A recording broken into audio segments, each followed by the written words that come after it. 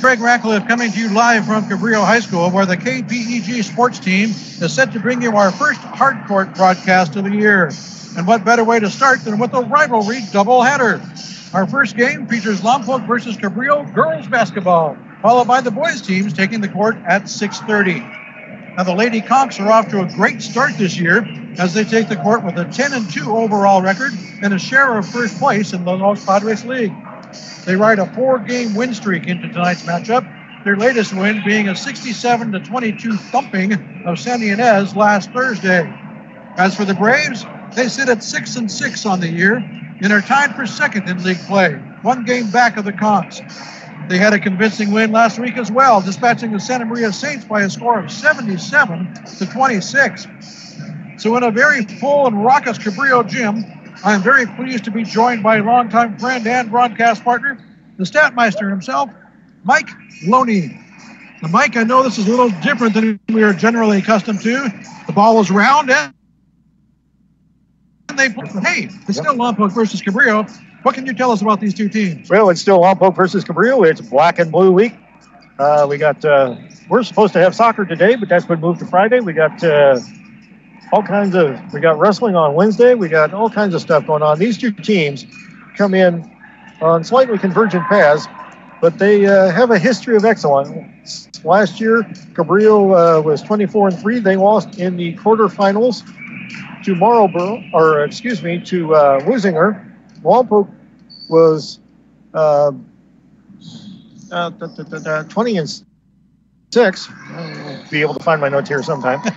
They were 20-6, and they lost to Marlboro, and Marlboro and Wusinger met in the final.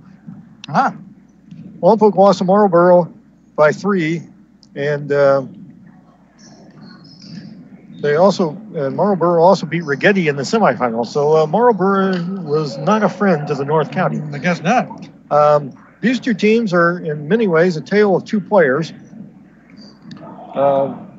as shown by Aaron Jenkins and Danielle Morgan. Jenkins for Cabrillo, Lompoc Morgan. They are both 5'10". They're both seniors. They both are scoring 19.3 points a game. Wow. They both wear number 23. In addition to that, of the 5 major statistical categories that sites like to keep track of, points per game, rebounds, assists, steals, and blocks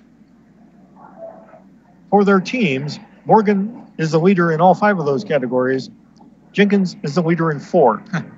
The only one that she's not leading in is rebounds, and Brittany McCune leads Cabrillo in that category. Also, they are in all 5 of those categories, both of them within the top 6 in the league. Dominant players for sure, I guess. Dominant players, people to keep an eye on. The other couple things you might want to keep in mind is this is a very young Lompoc team. I was noticing that. It's going to be the Danielle Morgan show on senior night because she's it. She is the only senior on the Lompoc roster, as opposed to Cabrillo, that's carrying 6 seniors on their team. Yes. Lompoc has 1 senior, 6 juniors, 1 sophomore, 2 freshmen. Cabrillo has 6 seniors, 2 juniors, and 3 sophomores. The other thing you want to look at, or at least I want you to look at, is height. As in, Cabrillo has basically none. Jenkins is tied for being their tallest player with Brittany McCune, her fellow co-captain, who, by the way, is walking on crutches. And we'll pause for the national anthem.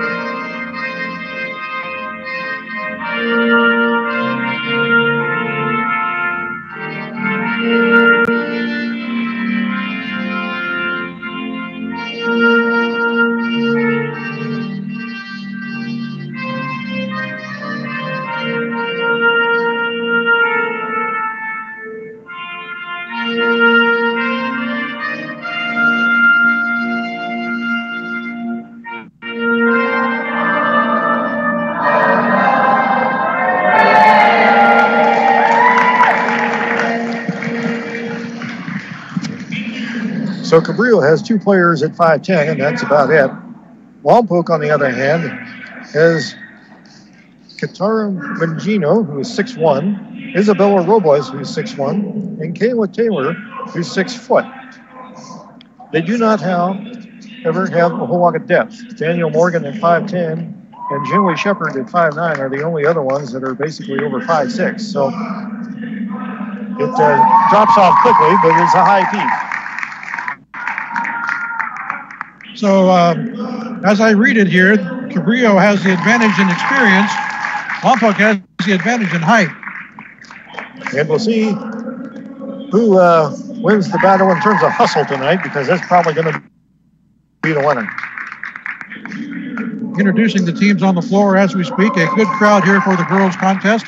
More will be along for the second half of our doubleheader. I'm sure when the boys take the court at 6:30. Don't forget to stick with us after this game is done.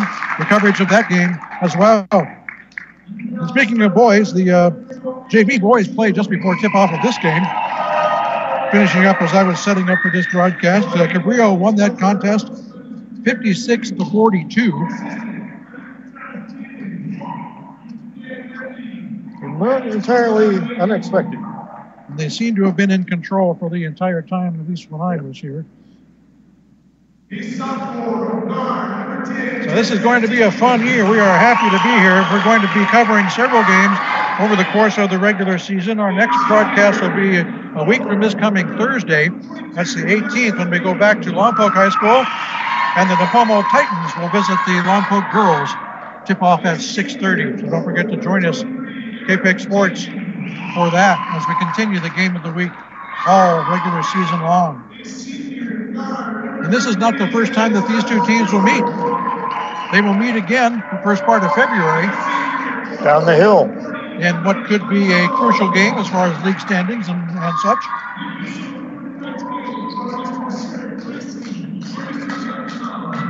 Got some experience officially for this one. And a lot of connections between these two teams, especially over on the Lompoc side. Claudia Jonas coaching the girls. Yes. Paul Jonas coaching the boys. But it goes deeper than that, Greg. One of the kids on varsity this year for the Braves is Colin Osterreich. I don't know if that name rings a bell for you. Ring it for me. But his mama was a nice 6'5" center for the Braves named Nikki Manzo. Oh! And there's their opening tip, and we are underway here. Cabrillo will take possession to start the game. Working from right to left on your radio dial. Go over to the corner, back to the baseline. Both teams believe in pressure. Jenkins has it, now out front. Pass gets away back out to midcourt, but saved there by Jenkins. Back to the corner, inside now. Oh, nice pass. But manages to put it back in, 4-2. Beautiful pass inside to Valerie Modjon with the first bucket of the night. And we had a steal by Cabrillo, and then it was stolen back. So Lompoc will get possession here. That's Morgan. Still unable to get it across midcourt here. Yep. Full court press here by the Conquistadors to start. Finally get it over to the Cabrillo side of the court. Rocha's got it out front. Lompoc was patient and did not press, but then we have a ball handling mistake and double dribble, and it's turned over. So Lompoc 2 possessions, 2 turnovers. Not an auspicious start. 2-0 is our score. Cabrillo on top here early first.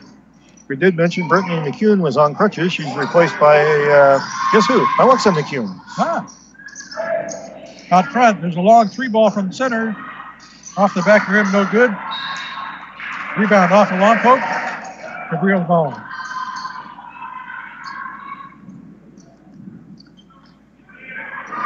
Inbound from under the basket with Cabrillo. Back into the lane, out front. Stewart's got it.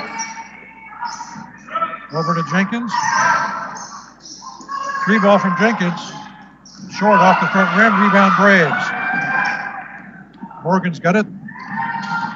Over midcourt easily this time. Yeah. From the free throw line, back underneath. Mendoza. Beautiful job. Maya Mendoza with the bucket, and it's 2-all. Nice high arcing shot when up against a taller defender. Had to do that to get it over that was just hands. A thing of beauty. 3 ball from Cabrillo, in and out. And they're going to try. So they're going to shoot a bunch of those tonight. Lompoc comes up with a loose ball that almost turns it over themselves. And picks up the first foul of the game. And that's on Monson. Grossi gets fouled on her way up court. Side out on the far side.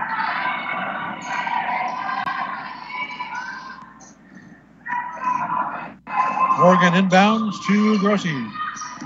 Grossi at midcourt. Working for some room. Drives it all the way in herself. From the corner, no good. Ooh. Collision in the far corner. Bodies everywhere. No harm, no foul. It does result in a Cabrillo possession, though. Ball wiggled its way out of bounds, and the Conqs will take it out of bounds from the corner. 2-2 is our score early here in the first quarter. 5:44 left. And Greg, just in case you were wondering, basketball is a non-contact sport. Yes, that's what they tell me. Yeah. I remember this game last year. It got a little physical. Ooh. You got to watch physical. Cabrillo brings it up court.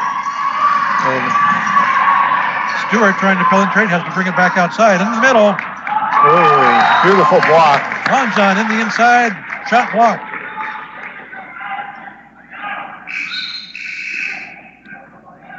I think that was Robles got a hand on that one.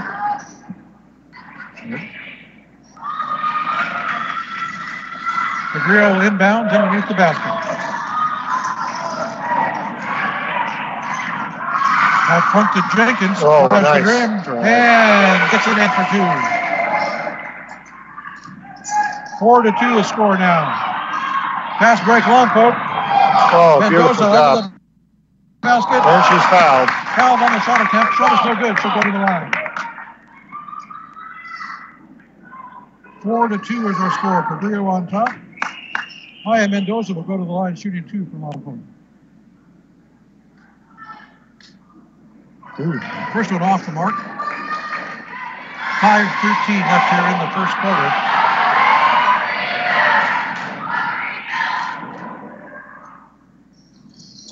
Mendoza misses on both. Cabrillo rebounds. Jenkins brings it up. She's at the foul line. Swings it over here to McCune, all the way across court. Back out to Monson up top. Jenkins from the 3. Yep. Just off. Rebound, Bray. Pushing it fast. Danielle Morgan. Morgan with an easy layup in the end, and they're tied up at 4. Well executed fast break for the Braves. Mm-hmm. Morgan slipped out with the pack. Now Cabrillo back into the basket. Shot missed. Oh, goodness. Lompoc got the rebound on that shot. It ended up throwing her away, but talk about the trees inside. Shot is up, no good. Robles was there defensively for the Braves, but draws the foul. 4:15 left here in the first quarter. We're tied up at 4 apiece.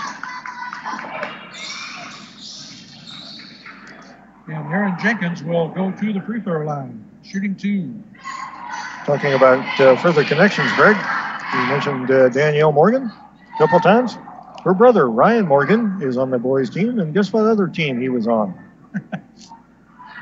I'm afraid to ask. One of another number of Braves who come over from the football squad, including number 21, Ruben Cortez. Ah.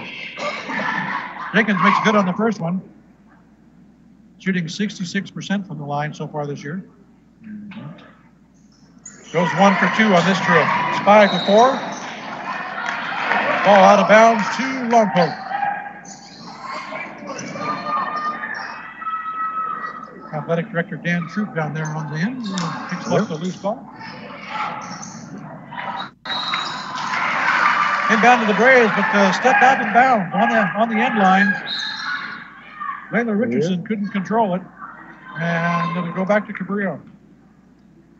Braves having some problems handling the ball. Quick shot off the inbound. No good.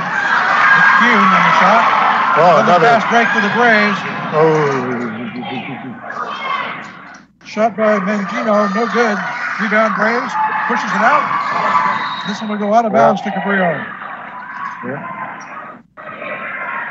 Maya Mendoza tried to save it and couldn't quite keep it in. And by the way, Mendoza, who has played really well so far in the guard position, is 5'7" freshman. Okay, back to Cabrillo. Jenkins got it on the top of the key. Drives it with a nice move and a scoop-up layup. And a beautiful play by Aaron Jenkins. Makes it 7-4 Cabrillo. Is that why she's the leading scorer, Mike? That's one of them. That's also why she's already signed for a 4-year institution. 2 shots by Lompoc. Missed. Rebound Cabrillo. Monzon. Up quickly to Jenkins in the corner. Looks for a screen, kicks it back to the corner. Ball is good. Jesse Jenkins with the 3. And all of a sudden, it's 10-4 Cabrillo. Lompoc with another fast break. Rossi's got it. Now back out to Morgan. Nice job cutting off the fast break that time. And this is just intense pressure from Cabrillo. Cross court to Grossi. Good. Lompoc needed that one. That was number 31, Alyssa Grossi. Another freshman, 5'4". 10-6 now to score. Cabrillo back on the hunt. Guess who? Jenkins from 3 ball, no good. Lompoc with the rebound. Morgan brings it up court. Cabrillo back well in transition defense this time. Whoa. And a turnover for the Braves. Tried to go inside out that time, and the pass back out was, as Bob Uecker would say, just a little bit outside. Cabrillo possession with 2:09 left here in the first. 10-6 is our score. Keystador on top. Jenkins brings it up past midcourt. 4 8-minute quarters here in high school. Martinez. Over to Monzon. She drives the bucket. No good. Jenkins with the rebound. Pushes it up. It's good. And she has just been all over the court so far tonight. 12-6 Cabrillo. Morgan with it for the Braves. Over to Grossi. Tries to get to the baseline. Gets cut off. Back inside. That's Robles. Takes a shot. Fouled in the act and should go to the line for 2. 1:31 left here in the first. 12-6. Cabrillo on top. And that's the second on Valerie Monzon. Senior, 5'8". Robles' first attempt bounces off the rim twice and then falls no good.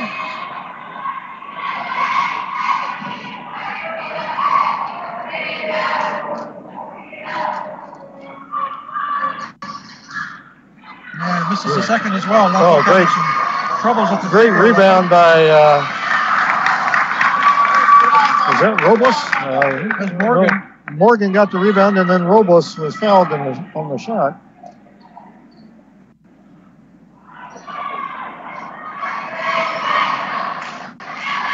So Lompoc will go back to the line.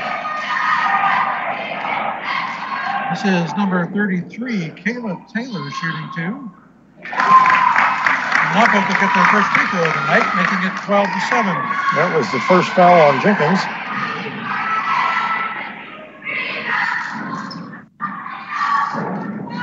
Lompoc 105 from the line today. Make it 1 of 6. Cabrillo pushes it up quickly, then cuts off the break at midcourt. Drops it off to Jenkins. Top of the key.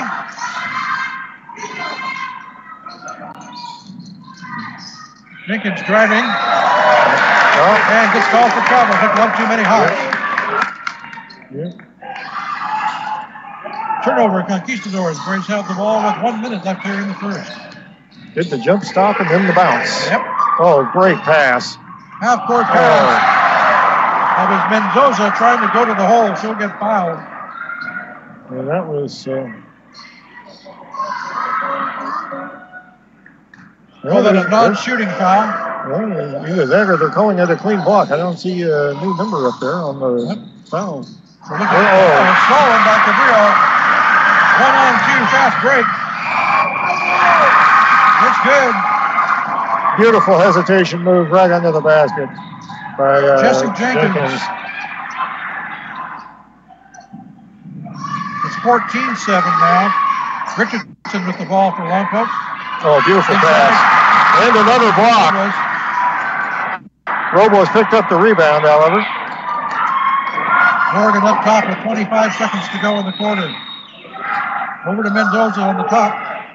Oh. Inside and off the hands of Kayla Taylor. Another turnover for the Braves.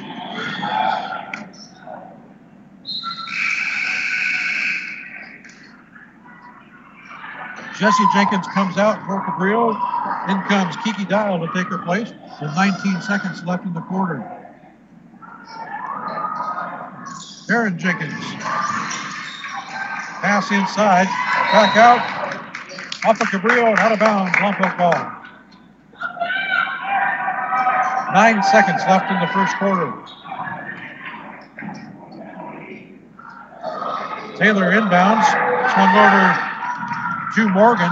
Long pass back to Taylor. Got to shoot it. Oh. Well, got a pass. Who knows? Huh? Robles ends up with it as the buzzer goes off. But Lompoc can't get off the shot. Robles tried to take it back up, but basically had a hand slap down on the ball. And it didn't go anywhere. So we've completed one quarter of action here at Cabrillo High School. Lompoc girls versus Cabrillo girls. And so far, Cabrillo getting the better of it. It's Cabrillo 14, Lompoc 7. You're listening to the KPEG Game of the Week right here on your favorite radio station in your home for local sports. 100.9 KPEG. The Valley Sports Radio Network. I like it. That's Mike. I'm Greg. Glad you're joining us today. And hope you're listening to us. If you can't be here or can't be within the broadcast zone of KPEG, you can listen to us on kpegradio.com. That is absolutely right. Streaming live around the world at kpegradio.com. Guess this is as good a time as any for a quick shout out to my brother Steve, who's celebrating his birthday today. Aha! 21 again, eh? Yeah, some days he can remember 21 years ago. Okay, Lompoc will inbound from the far side to start quarter number 2. Go to the corner to Morgan. Over to Grossi, back out to Morgan, the top of the key, tries to drive the lane, can't get in. Dumps it over to Robles, back inside to Taylor. He pushes one in and draws the foul. Sends it to the line for the and one, trying to complete the three-point play. 14-9 now. Free throw pending.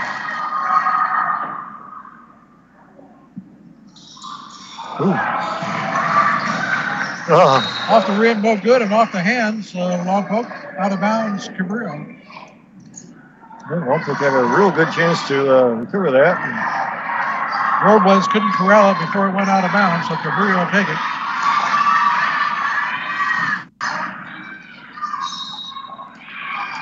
Fouled from behind is Aaron Jenkins. The Jenkinator. Shot from about 15 feet. That'll send her to the line, shooting 2. 7:30 left here in the second quarter. 14-9 is our score. The Conquistadors on top. That foul on Kayla Taylor. Off the front iron for Jenkins on the first one. She'll get one more try. Neither team doing well from the line tonight, Mike. No. That one looks a little better. Still can't get it to go, however. Rebound Lompoc. Full court pressure here by the Conqs. Yeah. We've seen that several times here already tonight. It seems they're automatic on a missed free throw. They go full court. Still not across midcourt. Nope. Gotta watch the Six time. passes later. Now they're across. Mendoza all the way across to Robles. Stolen inside. I'll tell you, this Cabrillo team really moves their feet.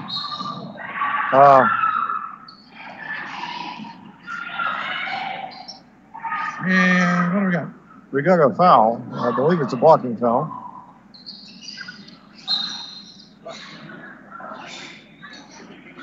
Non-shooting foul. Lompoc will, really? Cabrillo will have his open. And Katara Mangino comes in. Pass inside, stolen. Replacing Alyssa Grissy. Morgan's got it for the Braves, pushing it up court. Cross mid. Over to Mendoza now.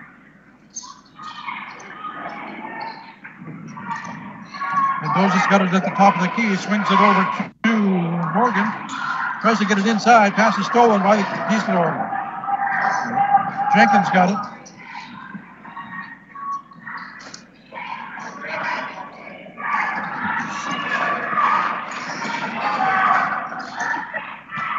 And Jenkins launches an absolute rainbow that rims out.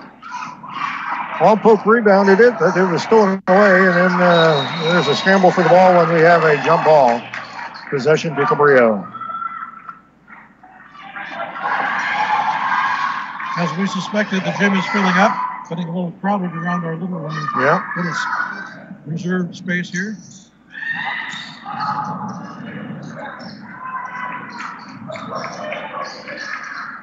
Kiki Dial out front with the ball. Swings it over to Martinez. During a three ball from the left corner. It'll be 17-9. Conquistador.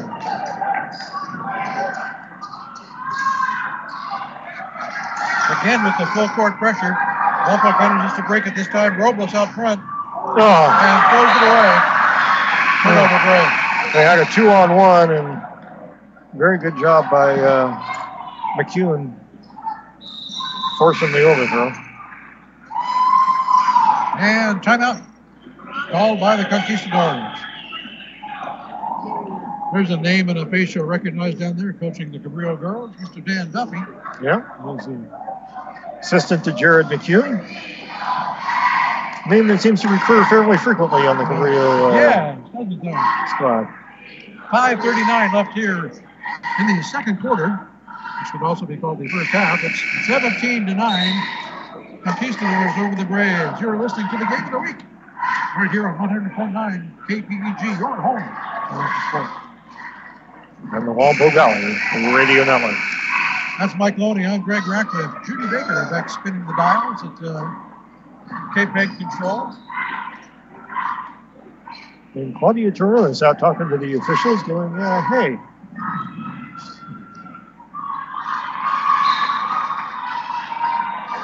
Wearing, as usual, her stiletto heels.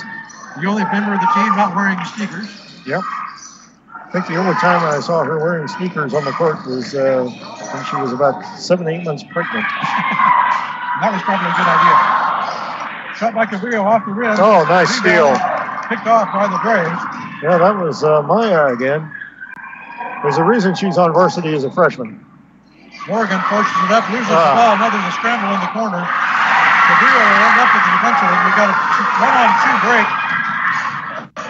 Jenkins pulls it back, and Cabrillo ends up with the ball in the foul. Yeah, if you had to pick somebody to lead a 1-on-2 break, though, that person would be Aaron Jenkins. Morgan McIntyre ended up with it for the Conqs and is fouled in the act of shooting. She'll go to the line for 2.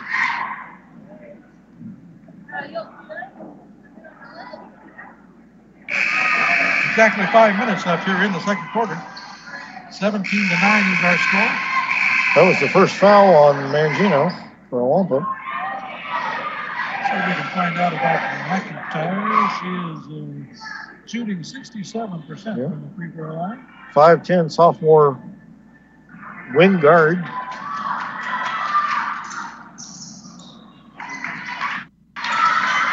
If she could, on the shot. If she could jump, would that be a Wingardium Leviosa? I'm not going to go there. Morgan brings it up for the Braves. Shoots it across to Mendoza. Now we're inside. Taylor's got it in the far corner. Up to the elbow, back over to Morgan. Pass inside, broken up. And out of bounds off Katara Mangino. Yeah. And the Conqs will have it. She's a physical presence inside, but she's having some problems grabbing hold of the ball, and she comes out of the game replaced by Julie Shepard, who's a 5'9" junior. Wearing number 50.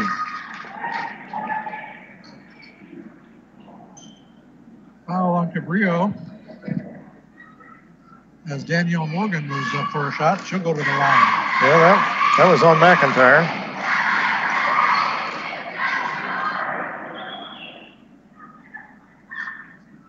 Morgan just long with the first one off the back iron. And the free throw shooting woes continue for both squads here tonight.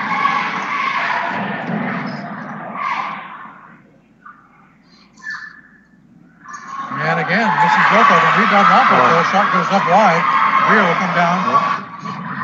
Full court pass. Second pass gets it away from Cabrillo, and Lompoc will come up with it. And Morgan fouled in the corner. And that's a second quick foul on McIntyre.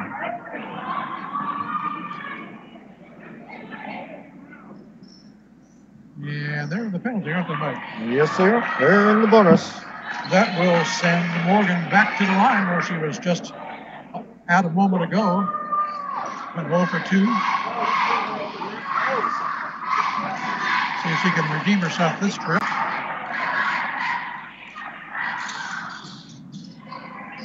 Not this time. This is the front end of the one-on-one. Jenkins pushes it up. Across to the other Jenkins. Should put it up. Little floater, no good. Rebound. Jenkins. By Aaron Jenkins. And she's fouled on the way up. Shot is no good.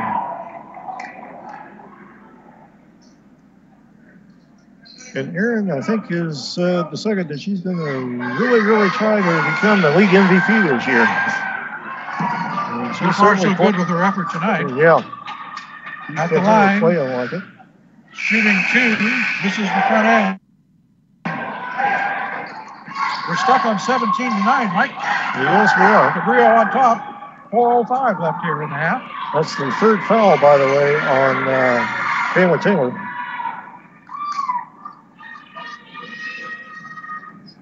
Jenkins ready to shoot the second one of the pair. That one creeps in the front over the edge. It's now 18-9. Be nice if the Braves could get in double digits before the end of the half. Well, not far to go. Just under 4 minutes, so we're just under halfway in the second period. Tried to pass inside. That one skipped off the glass. Cabrillo comes up with a loose ball. Jenkins brings it up. She cuts to the hole.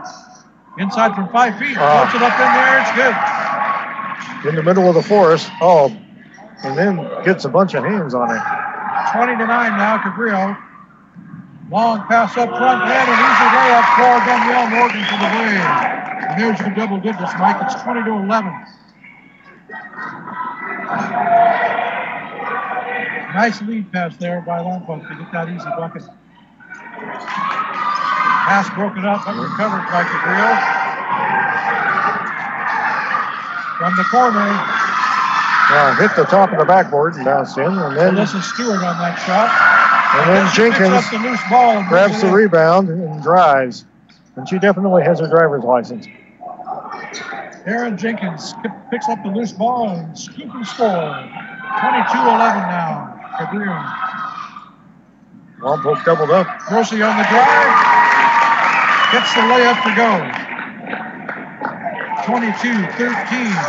2.5 left here in the second quarter. Cabrillo brings it up. Beautiful steal. And that was Maya Mendoza with the steal and the score. And this kid is going to be good. Well, she's already good. She's going to be really good. Stole that one, took it full length of the court for the layup. And it's now 22-15. Lompoc hanging around here. Yeah. And that pass will get away from Cabrillo. Lompoc will get another turnover. I tell you, it's like watching octopi fight out there. I mean, there's arms everywhere. Lompoc will inbound from the far side, just shy of midcourt. Mendoza will bring it across. Over to Morgan. Looking for someone inside, gets it to the corner, a little bounce pass into the middle. And Gino takes the bounce pass, puts it up and in for the Lompoc score. It's 22-17. And suddenly here, Lompoc has scored 6 in a row. You were worried about them getting to double digits. They may get over 20.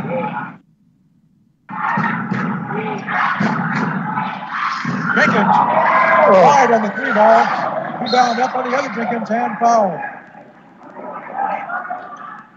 Let's see who they send to the line here. Foul was on number 14. Jesse Jenkins will go to shoot. Foul was on Leroy Richardson. Drains the first one. Shooting 2.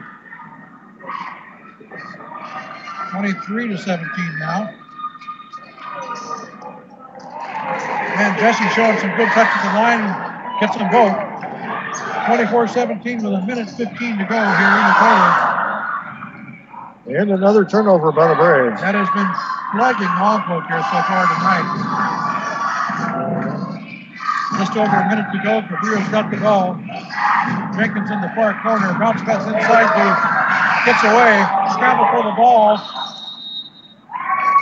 2 Braves and the Conquistador fighting for it. It'll be a jump. Possession for the Braves. 57 seconds left, and the Lompoc Braves have the ball. And the Braves are inbounds to Morgan. Full court pressure once again. Outlet pass broken up. Braves are having to rely on Danielle Morgan to fall back to a guard position, and she's out of bounds off Cabrillo. Lompoc will inbound it again with 50 seconds to go. So Cabrillo's doing a good job of getting her worn out. Morgan gets to the baseline. Nice little spin move. Puts up the shot. No good. What did she score?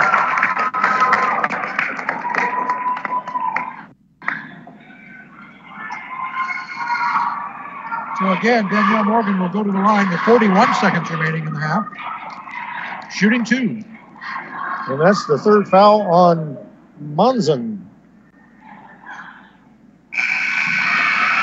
Morgan just long with that shot. Off the back iron, no good.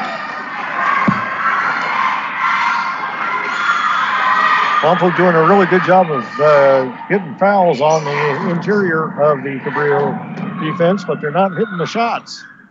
Second shot, same thing, off the back iron, rebound Cabrillo. The younger Jenkins will bring it up. Over to the elder. Driving the hole, back pass, pick off. Stolen by Danielle Morgan, who's driving. Fast break, ball gets away. She tried to pass to the outside. The only person outside was Aaron Jenkins, and they hit her right in the chest. She's like, wait, where'd that come from? Off of Jenkins, it'll be Lompoc's ball with 24 seconds to go. Interesting play because Morgan was running out of real estate and had no shot, and all of a sudden... a lob inbound pass picked off by the Conquistadors, and they'll promptly turn it over on the other side. They tried to throw a bounce pass to Aaron Jenkins, and it didn't bounce. So with 15 seconds remaining, the Braves will have one last shot at this. Maybe. But they didn't throw it out of bounds. Which they did. A long pass. So 10 seconds left. Cabrillo's got it. Jenkins at midcourt. Pass broken up. Back to Cabrillo. Shot off the rim. Rebound Lompoc, and that'll do it. Jeez. A frenetic pace here in the last few minutes of the second quarter. Frenetic pace for the last half hour since we've been sitting here. I'm out of breath and I'm not playing. Yeah. Well, one half is done, 2 quarters complete. 16 minutes in the book here at Cabrillo High School. And our score is the Cabrillo girls 24 and the Lompoc girls 17. We're going to take a halftime break in about 10 minutes, and we'll be back for the second half. Stay with us. You're listening to the Game of the Week right here on 100.9 KPEG. You're listening to high school basketball right here on 100.9 KPEG. It's halftime, so get a snack, refill your favorite beverage, and whatever you do, don't go away, because second half action will be starting up real soon right here on your home for local sports, 100.9 KPEG. Keyboard Cat, Hamilton the Pug, and Toast Meets World. These are some of the internet's most beloved pets. With millions of YouTube views, shares, Instagram likes, followers, and fans across the globe. But what do all these amazing pets have in common? Their stories started in a shelter. Start your story. Adopt a dog or cat today. Visit theshelterpetproject.org to find a shelter or adoptable pets near you. Training that pet to play the keyboard? Well, that's entirely up to you. Visit theshelterpetproject.org and hear more about Hamilton the Pug, Toast, and Keyboard Cat's amazing adoption stories. Start a story. Adopt a shelter or rescue pet today. Your perfect pet is just a click away at theshelterpetproject.org. A public service announcement brought to you by Maddie's Fund, the Humane Society of the United States, and the Ad Council. Starting Monday, February 19th, the Lompoc Valley will be showing off its culinary craft during Lompoc Restaurant Week. The Lompoc Valley Chamber of Commerce and Visitors Bureau and Shop Lompoc Shop Small are proud to sponsor this week-long event, which celebrates culinary and libation creativity in the Lompoc Valley. Lompoc Valley Restaurant Week allows dining patrons to enjoy special deals in restaurants all across the valley. It's an opportunity to get out and try new restaurants or visit an old favorite. With a diverse offering of dining and tasting experiences available, visitors and locals alike will have plenty to choose from.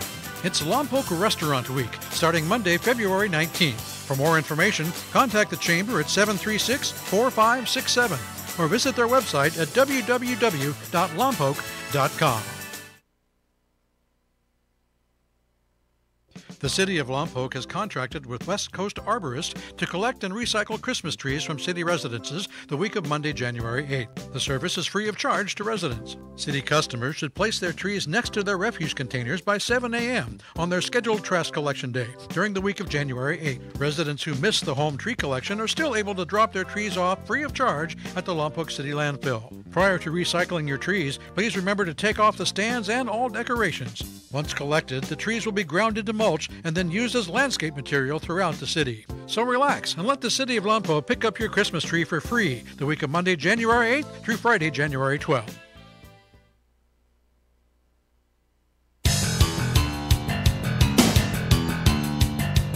KPEG Sports is ready for the hard courts as high school basketball season is underway. Our veteran broadcast team will be bringing you the Game of the Week, featuring the boys and girls teams from both Lompoc and Cabrillo high schools. With all four teams on the schedule, it's sure to be an exciting broadcast season. Stay tuned to KPEG for the weekly broadcast schedule. Join us at 6:30 on Thursday the 18th as we broadcast live from Paizola Pavilion, where the Napomo Titans will take on the Lompoc Brave Girls.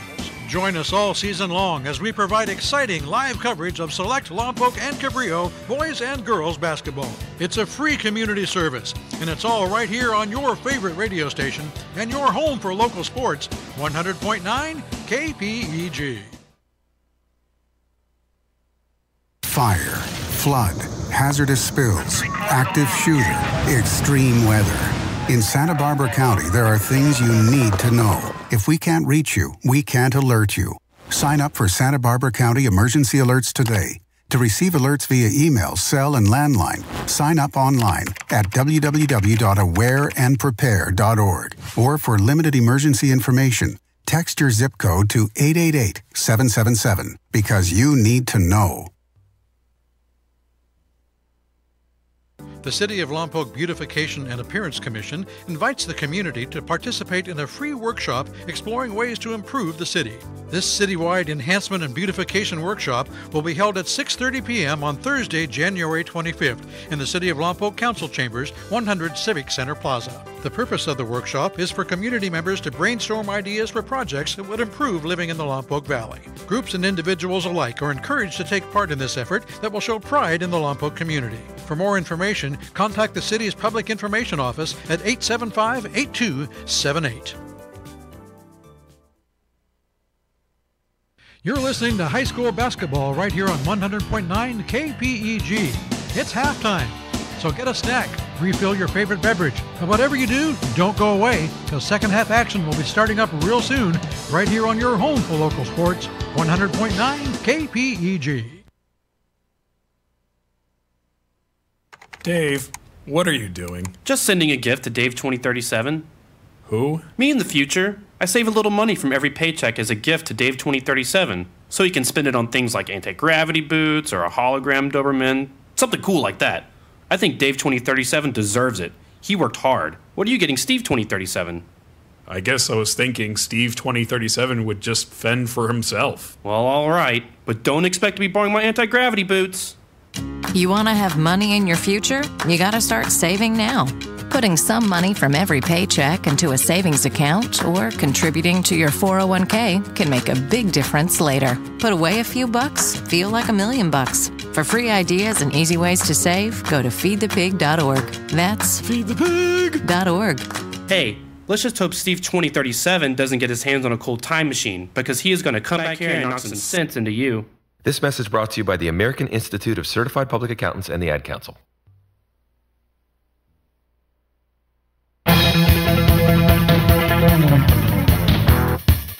Hello, I'm Samantha Scroggin, Community Relations Manager with the City of Lompoc, and let's tune in to what's happening in Lompoc.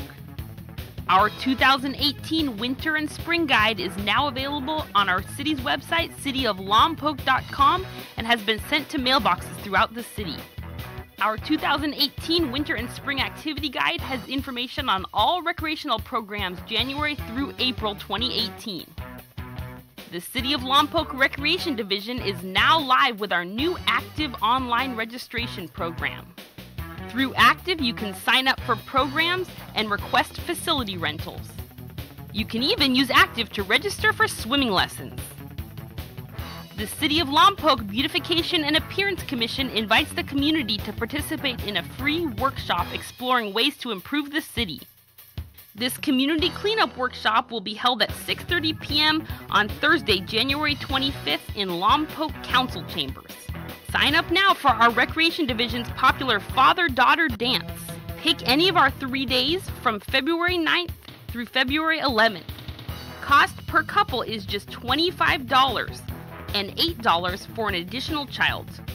Our Lompoc Youth Commission's Teen Conference will be held this year on Monday, February 12th. This one-day event features motivational speakers to encourage and inspire teenagers. Pick up an application at the Anderson Rec Center or visit us online at cityoflompoc.com. For more information on all these great programs, visit us online at cityoflompoc.com and on Facebook, Instagram, and Twitter. Thanks for joining us. We'll talk to you next time when we tune in Lompoc.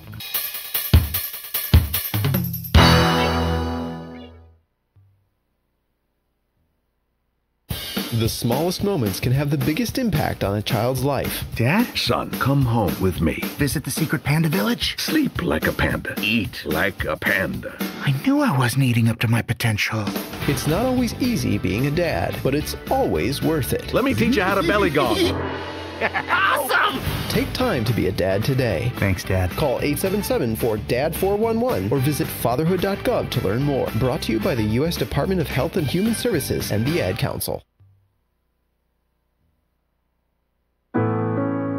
I wasn't prepared to be a caregiver to Mom, but a little over a year ago, we realized she couldn't take care of herself without our help.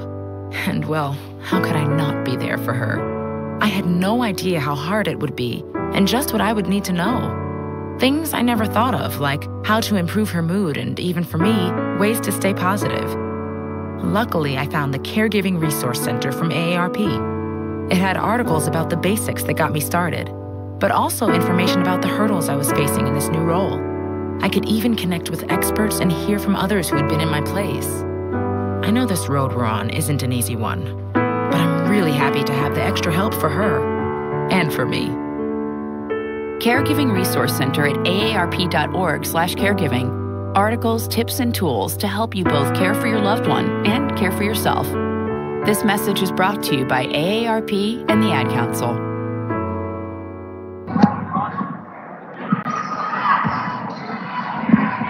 And we are back live here at Cabrillo High School as the second half just starting to get underway here. Cabrillo will inbound from the far sideline. Quick shot from the corner, in and out. Quick rebound by Cabrillo, but the Braves collapse all over the rebounder and force a turnover. That was Jenkins on that 3-ball from the corner. And the Lompoc turnover woes continue, Mike, to start the second half. As they turn the ball over the sideline. They have definitely been good at turning it over tonight. Of course, you have to give Cabrillo some kudos for forcing a bunch of them, but 24-17 was our halftime score. We stay that way now. So we've got a scramble for the ball on the far side. And that goes Gogo to Cabrillo.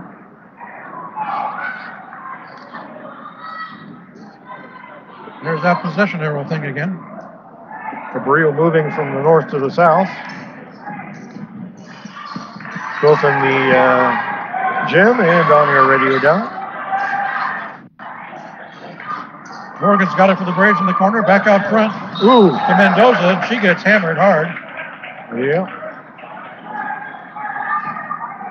Mo's down on the court. No worse for wear, however. Helped up by 2 Cabrillo players, so that's always good to see. And out of bounds to Lompoc. Quick pass in. Well, quick shot missed. Robles with the shot.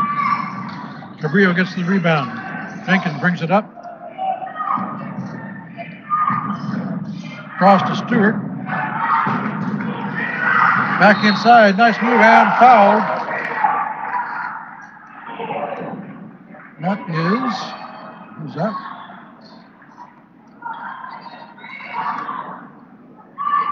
That's Monzon got fouled and should go to the line. We got that backward. Cabrillo is going south to north.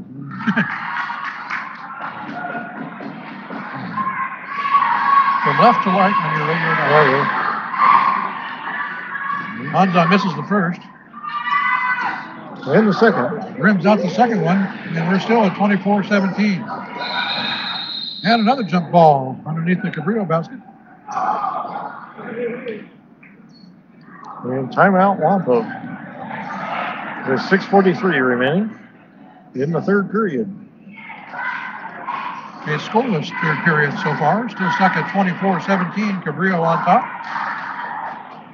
As I mentioned, 4 8-minute periods here in high school basketball, and I'm not sure too many people could handle more than, including the guy sitting to my left here. Yeah, including the announcer. Lots of familiar faces drifting in here for Lompoc as well. See who's got babysitting duty over there. Donnie Cross has got one of... got the grandkid on his arm? I think that might be one of Claudia's kids. Okay. Lompoc head coach, Claudia Jones. Full court press by the Conquistadors once again. That's been the story tonight. Braves having trouble getting across midcourt.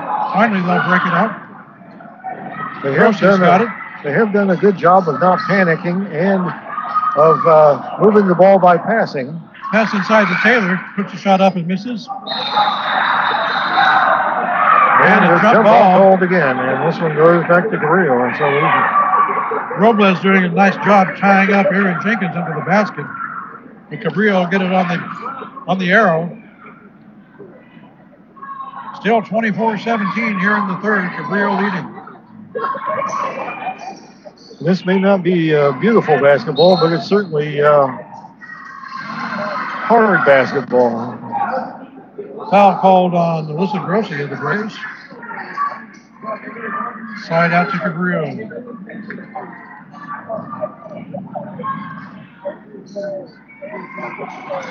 Jenkins out front to Stewart. Shoots long, gets the rebound. Broken up by Lompoc. Here comes Danielle Morgan all the way. Hit ball. Well, that was. That's right. That was Kayla Taylor. Sorry. Like a nice steal and throw, but in addition to holding on to the ball, Lompoc's had some trouble finishing around the basket. Leela Richardson in for Alyssa Grossi. Still 24-17. Cabrillo on top with 5.5 left here in the third. And again, the full court press by the Conquistadors. Dangerous pass, stolen by Jenkins. Should be an easy layup. Yep. Give 2 more for Aaron Jenkins. Makes it 26-17, Cabrillo. That's one time when that pressure paid off. And that came almost 3 minutes into the period. Mendoza on the drive for Lompoc. Off with the shot, but she gets fouled. Good blocking foul on 23. She'll go to the line. That's Aaron's second foul.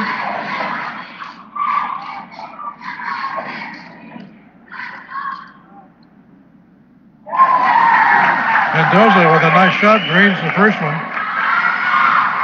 One of the freshmen on this Lompoc squad.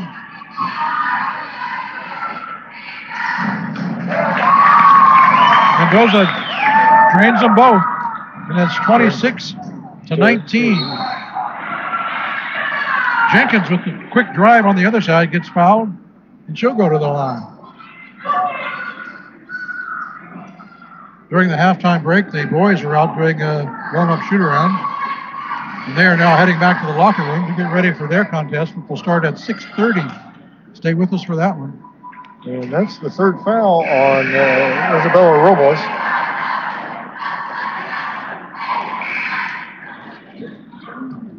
Jenkins puts in the first of her 2 free throws.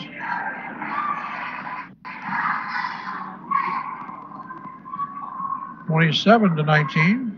And she go 2 for 2? Not quite. Off the front rim, but gets her own rebound. And Cabrillo will maintain possession. Inside and broken up, bounces on the out-of-bounds line and goes to Lompoc. And there's that Maya Mendoza again making a play.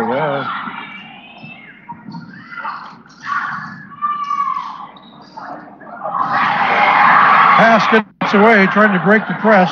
Cabrillo will get it.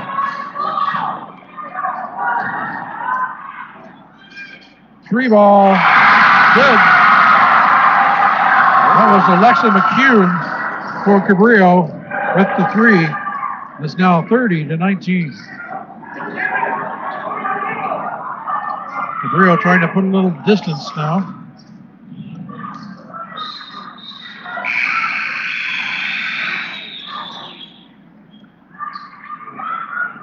Morgan loses the handle as it's knocked away by Cabrillo, out of bounds off the Conquistadors, and Lompoc will have it. Tried to drive the middle and there were hands all over the place. Taylor inbounds. There's a shot by Morgan.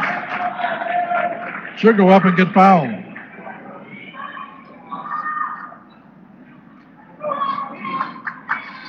So Danielle Morgan will go to the line fourth again. On Monson. That could be big.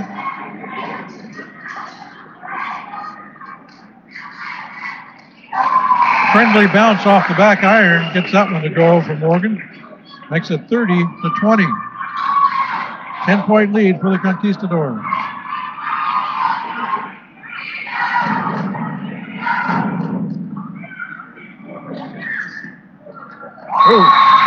Rattles the second one home. Used all the rim on that one. Yep, several times as a matter of fact. Cuts the lead to 9. It's 30-21. And a timeout. You're listening to... What are they listening to? KPEG 100.9 FM. The game of the week. That's Mike. I'm Greg. Judy's back at the studio doing her thing, and we thank you for being wherever you are, listening, at home, in your car, at work. We're clear across the globe. And speaking of things not happening in our area, we want to send some serious condolences and heartfelt thoughts to all the people down in the Santa Barbara and Montecito area. It's a terrible tragedy going on down there right now. It's just the fire wasn't bad enough. Now you've got to deal with this. Massive mudslides, and we understand that as of the 4 o'clock briefing by the Santa Barbara County authorities, that 13 fatalities, at least 25 injured, some 300 people still waiting to be rescued, and about 50 have already been rescued, but they're having to pull them out using helicopters. So, absolutely a disaster and a tragedy, and we send our thoughts and prayers to all involved and all who are affected. And we're at the halfway point of this third period. Cabrillo with the ball in the front court. Inside to Jenkins. And I tell you, clean passes have been few and far between in this game. Jenkins tried to drop that one in, and it was... Wild shot by Jenkins off the mark.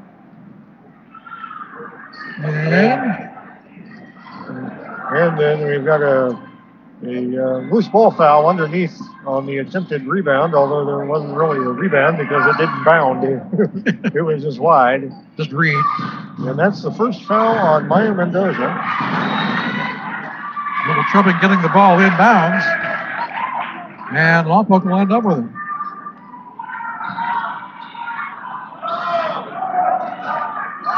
Once again, full court pressure by the Conqs. Lompoc having some trouble with it this time. Now they'll finally break midcourt. Grossi with it. And one of the Cabrillo defender got a hand on the ball, and Grossi tried to yank it back and slid her pivot foot, and they got called for a travel. So another turnover for the Braves gives Cabrillo the ball with 3:23 left here in the third. 30-21 is our score. The Conquistadors on top. That's Kiki Dial with the ball. And she's desperately looking for somebody to throw to. Over to the far corner. Guess who that is? That's Aaron Jenkins with the three.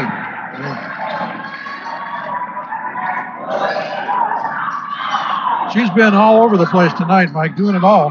Yes, indeed. Over and back on the Braves. They tried to get across midcourt. And another turnover against Lompoc. Cabrillo's been playing some really tough team defense, but the offense has come from Aaron Jenkins. Her last three ball made the score 33-21. Cabrillo up the ball. Ooh. Kiki Dial gets fouled on the shot. Yeah, at least there was a foul call. There was a whistle anyway. Yeah. Put it that way. That looked like a clean block to me, but I'm not wearing that color stripes today.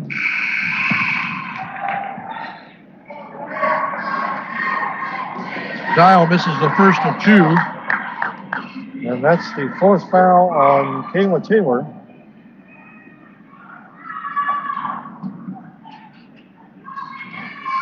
.241.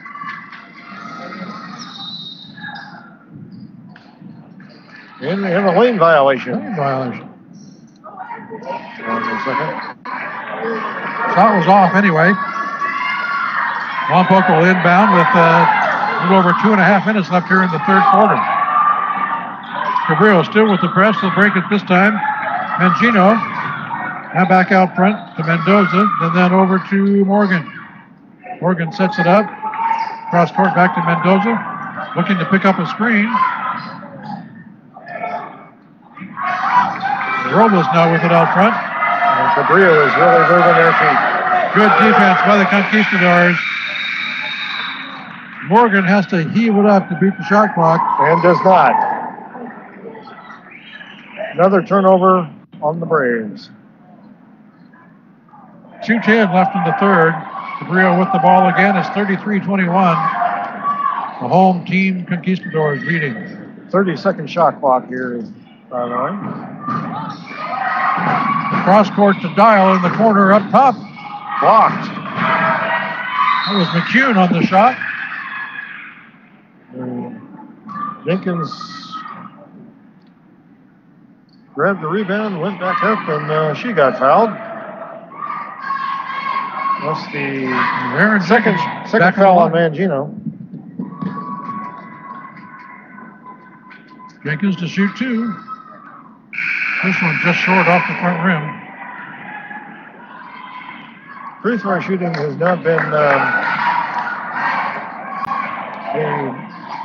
great exhibition tonight. Well, as a team, the Conquistadors are shooting 60% coming into tonight. Got that one, though. So now it's 34-21 with minute 50 to go in the third period. Across midcourt for the Braves. Over there to Morgan now on the far side. When to set up their offense. 10 seconds on the shot clock. They need to show some expeditiousness when here. It takes you 20 to get across midcourt. It doesn't leave you much time to set up. Shot by Mendoza. Well, doesn't hit the rim. And missed everything, but she was attempting a buzzer beater and didn't. But there was a couple shots in there and a real nice rebound by Julie Shepard, and she tried a couple times to get some clear space to put one up and couldn't, and so she kicked it back out. And Aaron Jenkins is hobbling off the field with some sort of a right calf issue. Mm-hmm. And that could be huge, not just for this game. If she's got a problem, and she appears to be in quite a bit of discomfort. Some serious discomfort there. I'm hoping that's just a cramp issue. Yep. It's kind of what it looks like. Timeout Cabrillo. Clock stop with 1:21 remaining here in the third quarter. Our score is Cabrillo 34, Lompoc 21. You are listening to the KPEG Game of the Week on your home for local sports, 100.9 KPEG. From the Valley Sports Radio Network. That's Mike Loney. I'm Greg Ratcliffe. We are here at Cabrillo High School bringing you the first game of our broadcast doubleheader this evening. Provided Greg survives that part. Yes, that's a big if. Don't forget to stick with us for game 2 as the Lompoc boys will visit the Cabrillo boys right here on this very floor. Tip-off 6:30. Dan Troop and Donnie Cross over there near the entry doors. Respective athletic directors. Talking things over. Talking to longtime official over there. Cabrillo with the inbound. Let's see. Thea Reagan in for Conquistadors. Pass break for Lompoc. Cabrillo back quickly to cover. Wild shot by Mendoza off the mark. Now Cabrillo turned around. And a nice block by Robles on the other end for the Braves. I'll tell you.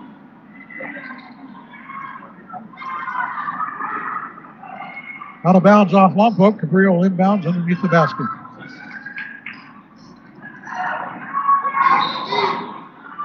Inbound to McCune. Out of bounds as it gets off Lompoc. Yep. And now Jenkins will have it on the inbound. Reagan, the top of the key. Back over to Jenkins. And the whistle away from the ball, looks like.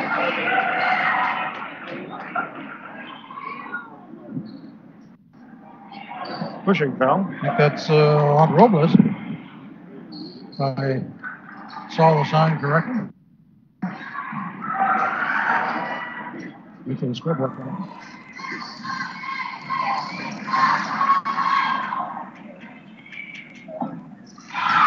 Morgan McIntyre at the line for the Conquistadors.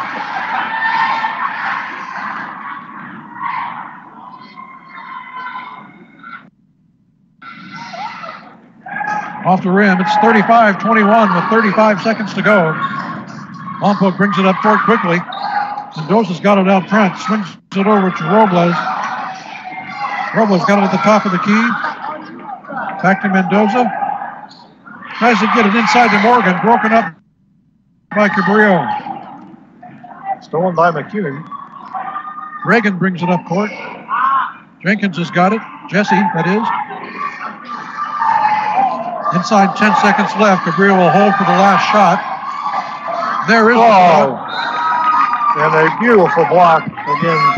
Denise Martinez on the shot. By Robles. Robles on the block with 3 seconds left. It'll be Cabrillo's inbound.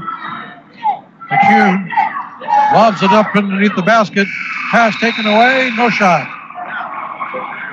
No foul. And the buzzer goes off to end the third quarter. We got 8 minutes left, Mike. Our score is Cabrillo 35, Lompoc 21. You are listening to the KPEG Game of the Week right here on your home for local sports, 100.9 KPEG. And KPEGradio.com on the Valley Sports Radio Network. That's exactly right. That's Mike. I'm Greg. Judy's back at KPEG Control, doing her thing and doing it well.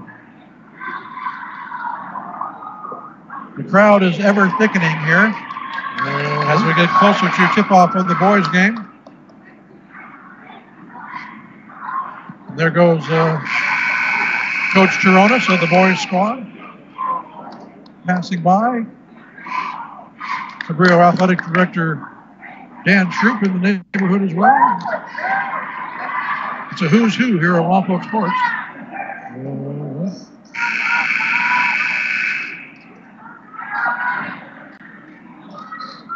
Lompoc should get the ball to start the fourth quarter, if I recall correctly. They'll be inbounding from the far side. And here we go, the final 8 minutes. Lompoc down 14. They got a lot of work to do. They want to get back in this one. They made one nice run there in the middle of the second quarter. They're going to need another one like that. Wow. 3-ball from Morgan is gone. Excellent job there by Robles, hooking the ball off of a Cabrillo player right on the sideline to save it.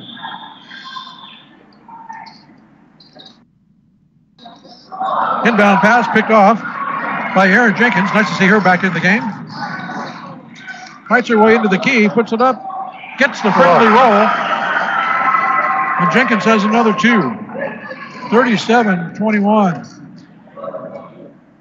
And we can at least speculate that her problem was merely a cramp in that right thigh. And that's good to see her back out there playing. Yep. She's a tough pass kid. Inside. That's Robles with the nice speed and puts it up for two. 37-23.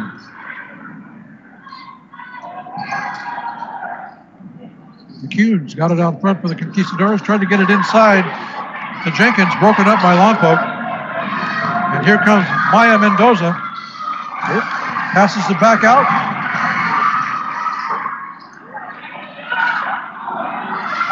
Kayla Taylor's got it. It's back in the backcourt now. Touched by Cabrillo there momentarily, so no problem. Danielle Morgan comes back to restore some order. And there was some disorder going on there. Yeah, you can. Kayla Taylor puts this one up from about 10 feet. No good. You can tell Lompoc's got some kids who can play, but they don't have a whole lot of experience, and they just aren't quite as smooth and polished as some of the folks you're going to see around. But they're going to be good at some point. Danielle Morgan fighting for the ball, gets called for the foul. That's her second. And that will send Jesse Jenkins to the line for Cabrillo. 6:15 left here in the game. 37-23 is our score. Jenkins trying to add on to that. That's the 8th foul on the Braves here in the second half.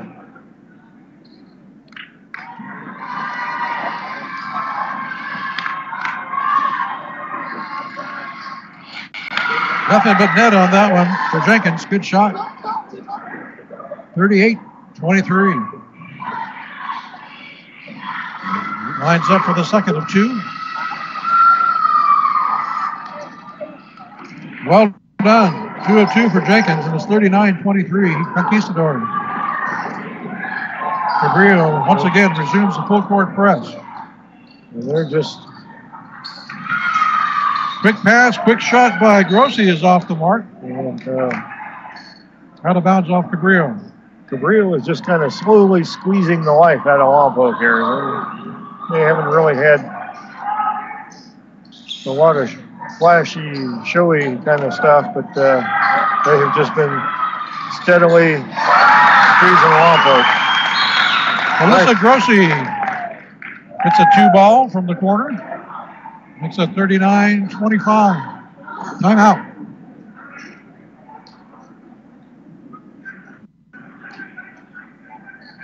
Timeout Lompoc. 5 minutes, 55 seconds left here in the final quarter. Cabrillo up 14, 39-25. Lompoc has not led in this contest. Cabrillo up all the way. Be interesting to see these two again in February down the hill. Yes, that is right. On the 2nd of February, to be exact, these same two teams will meet down in Paizola Pavilion. Same 3 teams. Yeah. Lompoc, Cabrillo, and us. That's true. We'll be there as well, provided we survive this one. Yeah. And we've got a triple nickel left in this one, 5:55. Cabrillo inbounds, and we'll bring it up. Lompoc back in the half-court defense.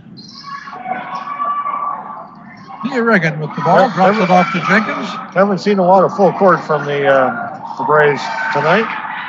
Shot by McCune is off the mark. Rebound Lompoc. Mendoza's got it. And over to Morgan. And the number of uncontested passes. Morgan drives into the lane and puts up the 2. Almost none. 39-27, the lead down to 12.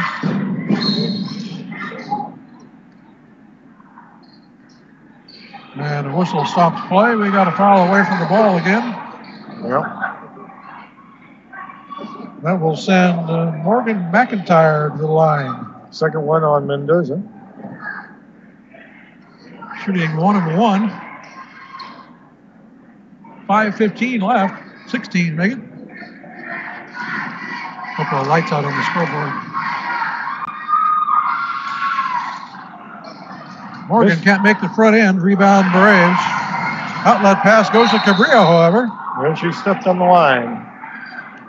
That'll turn it back over to the Braves. And we have another timeout.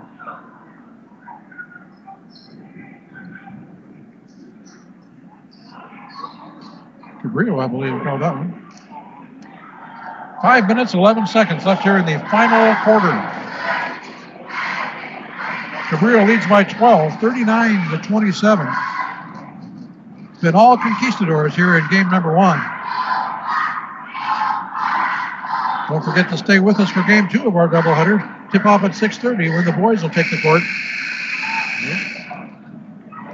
And what is an early season game, but an important one as far as future rankings and seedings are concerned. Well, scheduled for 6:30. It may slip a bit. We usually like to give them some time between games, and right now this one's sliding towards 6:15. So it may not be dead on 6:30, but either way, we'll be here when they do. Hope you join us. Jenkins out top. That was McCune on the shot. Wow. Jenkins with the rebound and the putback. Lompoc brings it up. Morgan's got it. Swings it over to Richardson. Back out to Morgan. Guarded by Jenkins. Mendoza out to Richardson. Passes it inside. Shot by Mangino, no good. Rebound, Cabrillo. Under 4.5 left to go. 41-27 is our score. Cabrillo leading. Pass inside to Jenkins. Fouled hard in the back. Well, and they call her for a charging foul before that. Wow, okay. Aaron Jenkins been flying face first onto the court, and to add insult to injury, gets called for charging.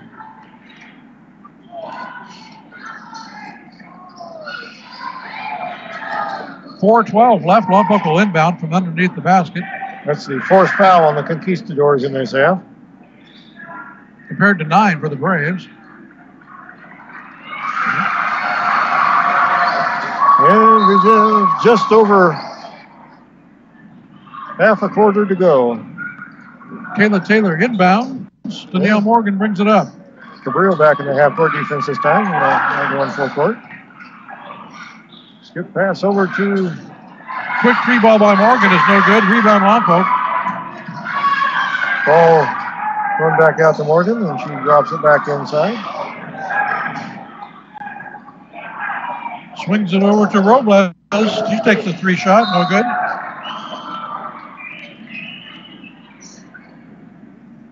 Out of bounds to Cabrillo. They'll take over with 3:42 left in the fourth. And a 14-point lead, 41-27.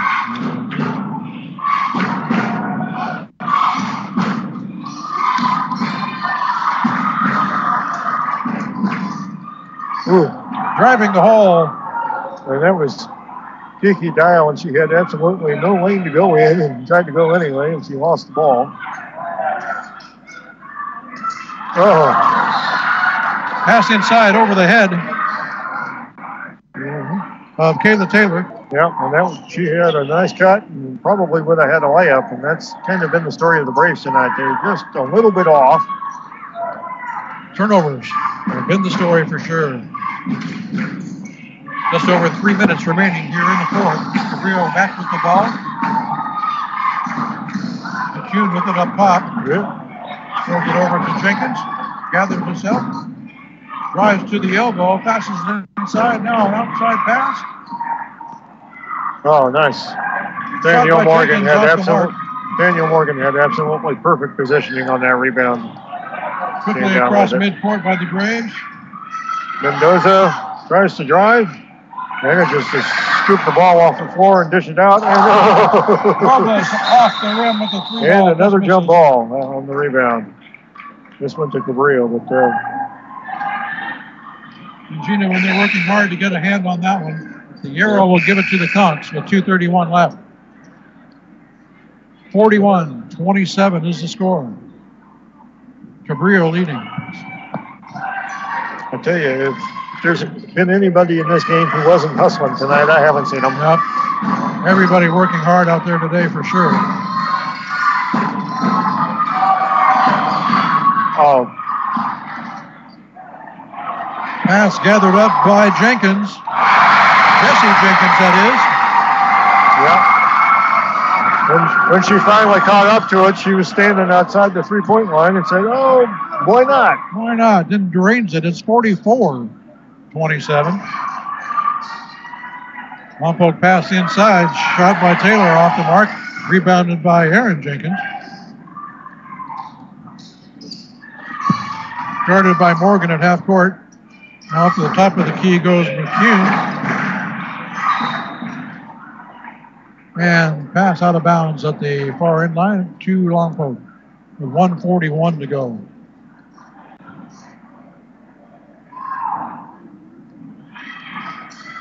Braves will bring it up. That's Richardson with the ball on the far side. Drops it off to Morgan. Morgan tries to pass it inside, and it looks like we have a foul. Pushing foul. And that's the fifth on Monson. And she gets to take a seat. There's a minute and a half to go. That's the fifth foul on the Conqs. Braves will inbound. Morgan from the corner. Can't get the lucky bounce. Rebounded by Mendoza. Swings it around to Morgan at the top of the key. Trying to drive. Good Cabrillo defense shuts down the lane. Back out front to Grossi. Guarded by Jenkins. 15 on the shot clock. Pounded by Jenkins.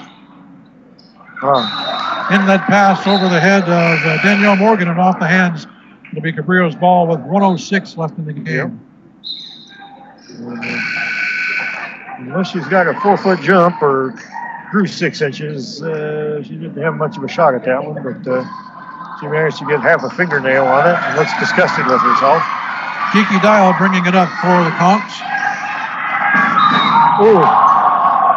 And that should be a charge, but they're not going to call it. Nope, they're going to hit Layla Richardson with the foul. Yeah, but Dial just reached out and shoved her to the floor. Well, be that as it may, Kiki Dial is at the line. Non-shooting foul. 57 seconds to go. Dial trying to add to a 44-27 lead. She'll make the first one.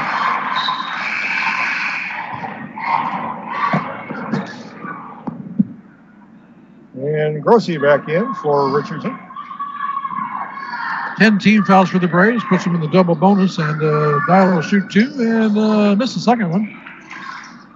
Rebound Braves. Morgan's got it.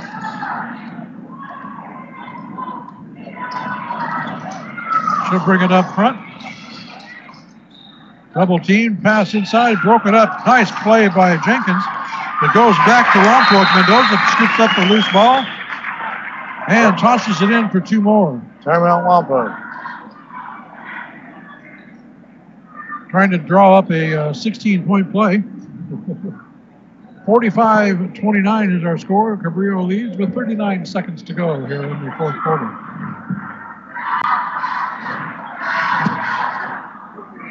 Never stop coaching. Yeah. Never stop trying. Especially when you got a bunch of youngsters. They're all youngsters. But compared to us, everybody's young. Yeah. Yeah. You know, the Braves are not going to win this game, but I'll tell you what, they're still out there playing really hard right now. Yeah. Just to make you feel it, Greg, I was watching a show the other day, and somebody told one character told another, don't try and be a Rambo, and the guy looked at him and said, who's Rambo? Yeah. Yeah.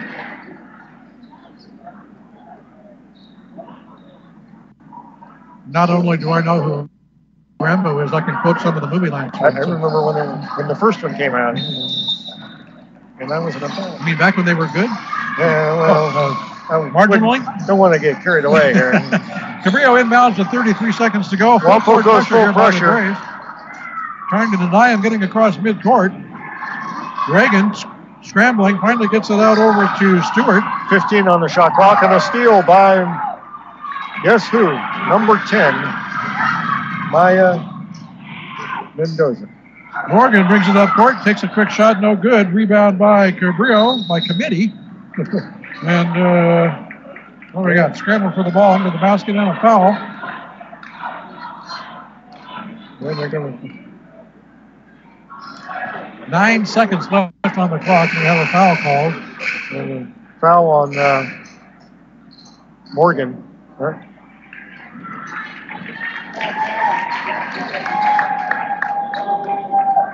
That's right. Foul on Morgan, her third. And that will send Cabrillo back to the free throw line. Looks like Denise Martinez shooting. A little bit of a shot put action there on that shot. Off the rim, no good. So we got one more try. And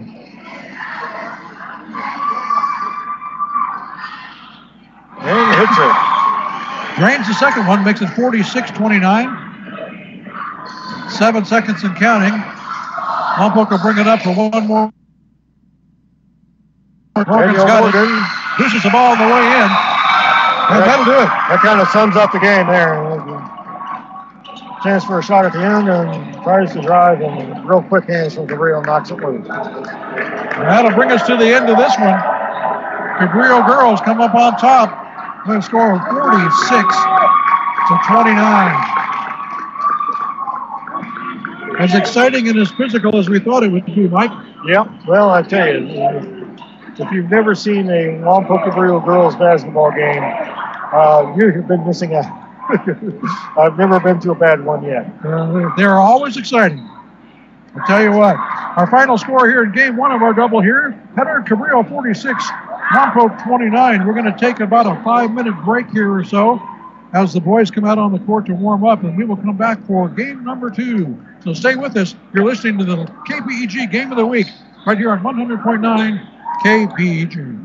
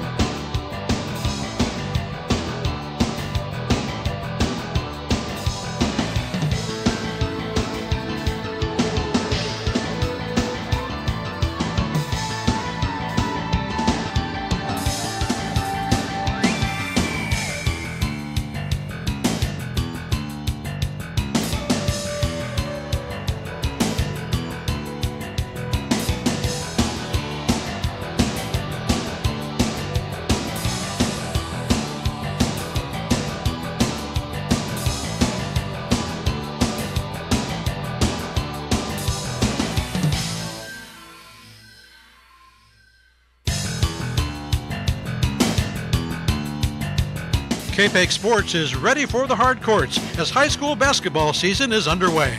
Our veteran broadcast team will be bringing you the Game of the Week, featuring the boys and girls teams from both Lompoc and Cabrillo high schools.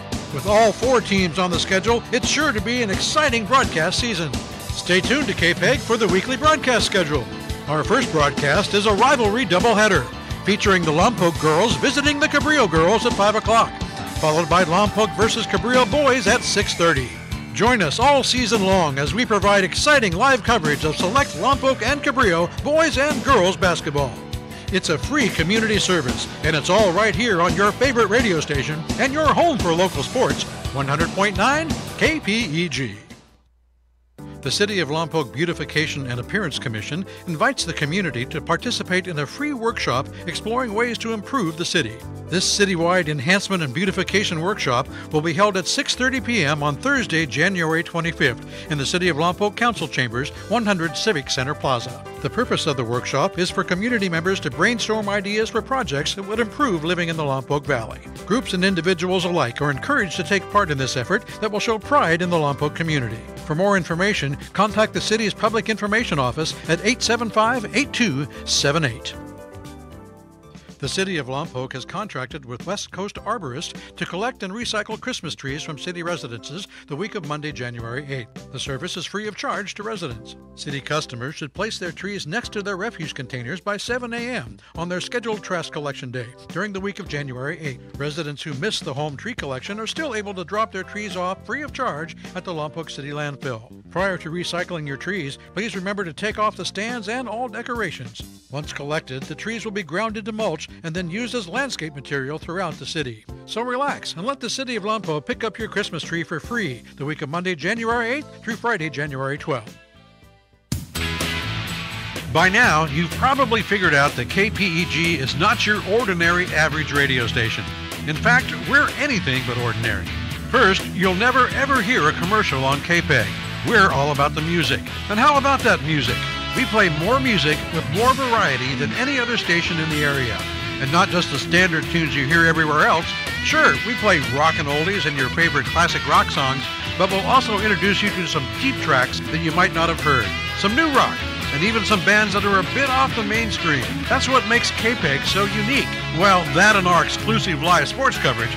But the point is that KPEG is different by design. Enjoy it.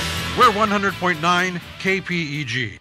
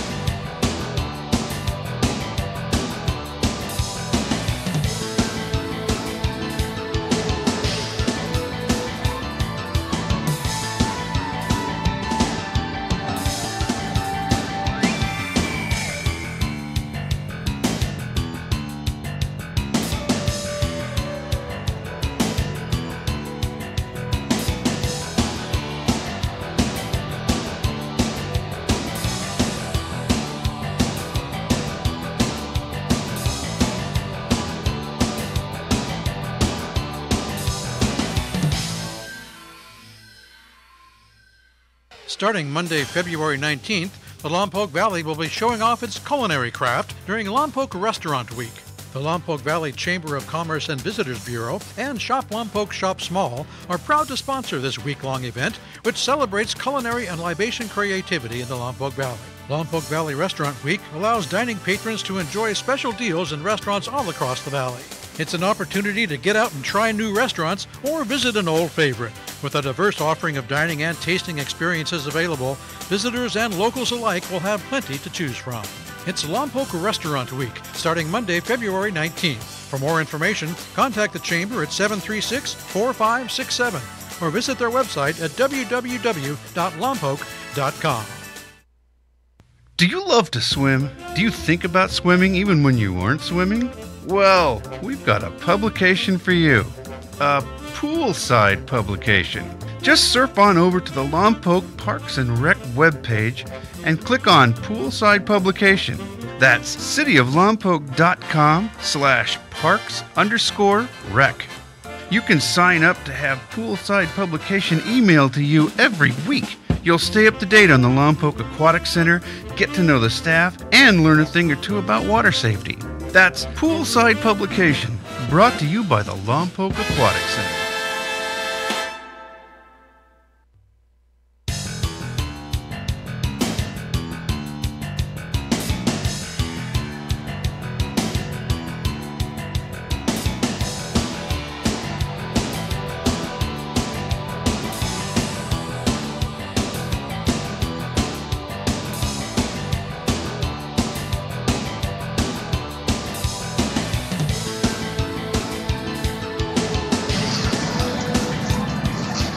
Well, welcome back, ladies and gentlemen, to Cabrillo High School, where we're getting ready for Game 2 of this KPEG Game of the Week basketball doubleheader. Greg Ratcliffe back live here at Cabrillo with Mike Loney on the side. First game of the evening was Cabrillo girls defeating the Lompoc girls by a score of 46-29. Now it's the boys' turn. Cabrillo takes the floor tonight with a 5-5 overall record, 2-0 in league play, which is good enough to put them in a tie for first place with, guess who? The Lompoc Braves. The Conqs are on a 2-game win streak, most recently pummeling the San Ynez Pirates by a score of 73-36. Now the Braves are 5-9 on the year and also on a 2-game win streak. Their last victory coming last Thursday when they knocked off Santa Maria 64-44. So tonight's victor will not only come out on top of Chapter 1 of this year's rivalry series, but they will also find themselves in sole possession of first place in the Los Padres League. So the Statmeister's back. Mike, these two teams could very well be battling for a league championship this season. That makes this a pretty important early season contest. How do they match up against each other? Well, normally you'd say 5-5 is probably better than 5-9. The big difference, however, is the transfer. That's right. Eric Sondheimer, writer for the Times, says that you can't have anymore. You can't really win a CIF championship unless you have a transfer. So guess what? Lompoc now qualifies because Jordan Tyler, 6'7", 185-pound senior, and a transfer from Cabrillo became eligible to play on January the 1st. That means he can play tonight. That means he can play tonight. He's played 7 quarters. He's put up 29 points. Which ain't too bad. Lompoc started the season off losing 6 of their first 7 games. They did not have Tyler, obviously. They also were trying to integrate about half a dozen guys coming off the football team. Names like Jeffrey Ray and Ryan Morgan, Xavier Nix, Devin Villalobos, DeAndre Coleman, Ruben Cortez. Yeah. Those guys. Yeah, including those guys. 3 of the last 4 games, Lompoc has won. The only loss was a triple overtime loss to Santa Maria on December the 29th, 78-76 at Santa Maria in the Santa Maria tournament. Heartbreaker. Last week, their final game before this one, they played Santa Maria in league at home. 64-44 on Lompoc. Quite a different story from one game to the next. Quite different, less than a week apart. The 29th to the 4th. So, one thing I can say about the Braves, Mike, looking at the roster, we just went through a bunch of those football names. Look at all the seniors on this squad. Yep. 1, 2, 3, 4, 5, 6, 7. 7 seniors. And they also have something else. They've got Jordan Tyler, as mentioned, 6'7". They've got Colin Ostreich, as we mentioned before the girls' game, son of Mickey Manzo, 6'7" sophomore. And they've got Ryan Morgan, power forward, 6'3", 195, off the football team. Cabrillo has Austin Olson, who's 6'6", and Leandro Knight, who's 6'4", and not a whole lot of height otherwise. They do have a bunch of experience as well. They also have 7 seniors. Knight and Olson being a pair of those, so remember them from last year.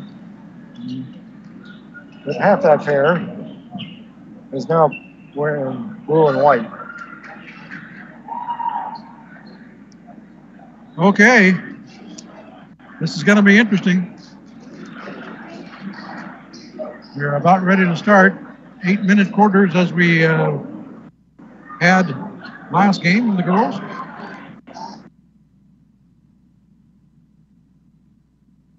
Come on here tonight. I'm not used to seeing them without helmets on their heads, but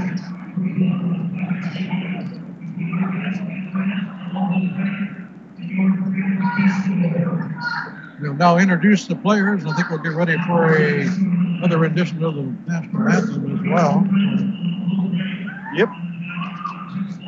As they do that, we're going to take a little look at the Los Padres League standings here so far. As I mentioned in the open, Cabrillo and Lompoc tied for first at 2-0.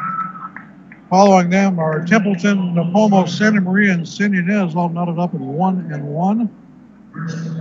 And down at the bottom of the list, Morro Bay and Orchid Academy, winless in league, 0-2. Long way to go in this season, however.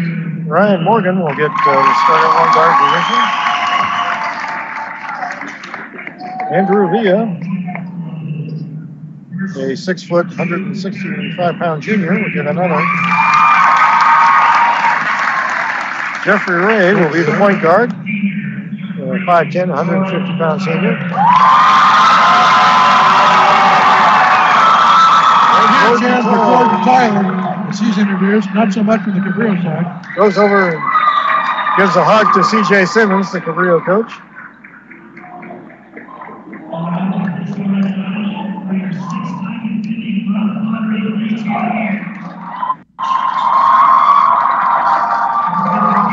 And they'll lower the lights here at the gym at Cabrillo to introduce the Conquistador starters.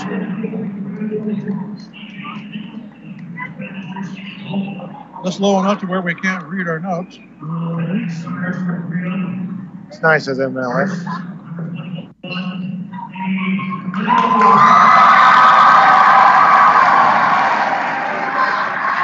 Number 21, Eddie Little.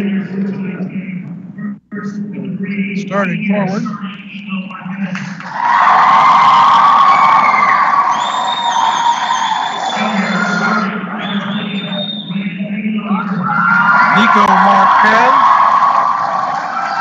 6'1" senior, starting at guard.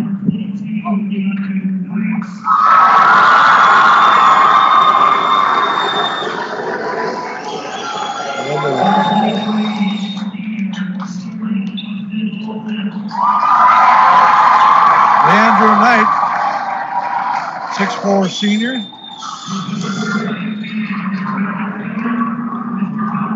And Austin Olson, 6'6", 180. Now they turn on the lights. Olson, 6'6", 180-pound senior. We are moments from underway here. This is going to be a good one, folks. And don't forget, these same two teams will be at it again in just about 4 weeks. Probably with the league championship on the line. More than likely. LPL is not real strong this year. They're 20 games under 500 non-conference. And there's the whistle. We'll jump it up. Who we got? Jordan Tyler and Austin Olson will jump it, and Cabrillo will get possession to start the game. No contact, and the ball drops to the floor. Then we have an early quick drive to the hole. The shot is up and good, but foul on the floor before the shot. Quick foul against Lompoc.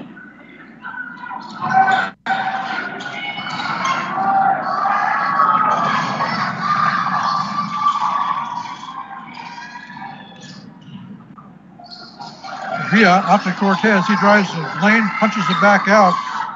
Jeffrey Ray's got it now, and they'll reset.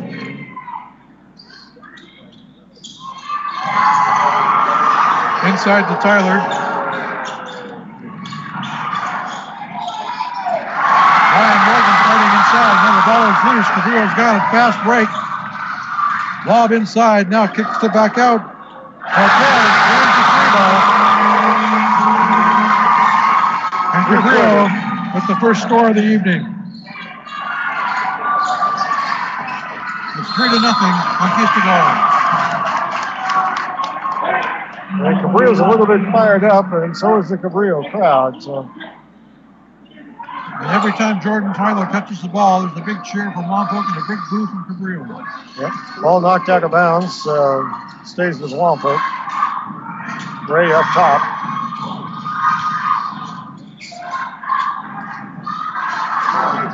With the ball. There's some action inside. Off to Tyler, on top of the key, tries to get it inside. Broken up, Cabrillo's got it. And Andrew Knight will bring it up. Across the midcourt. Picks up a screen at the top of the key, sets for a three, shoots, short. Gets the rebound, and makes it in.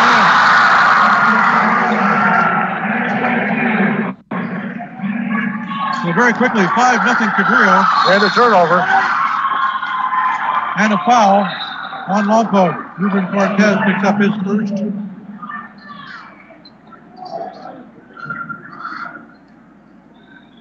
And Cabrillo will inbound. 5-0 our score. Conquistadors lead. Cabrillo with the ball. Swings it over to Olson. Long on the three ball. Can't get the friendly bounce.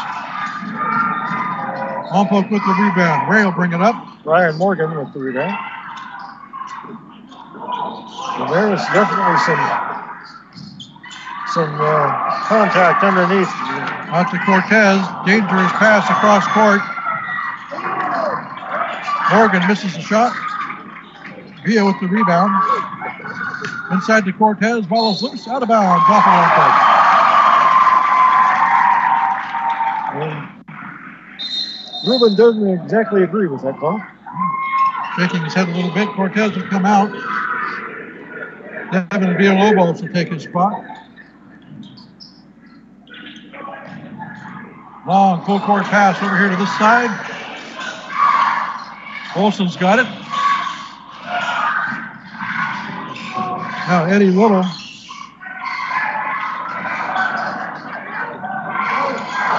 Back out tonight. Little crossover. Three ball.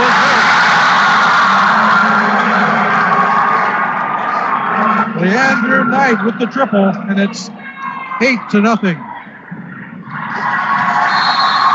Turnover, Braves. And timeout Lompoc, a 20-second timeout called by first-year coach Paul Ramos. That's probably not a bad idea.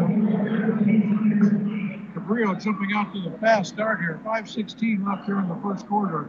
Conquistador is up 8-0. Most of the damage done by Leandrew Knight.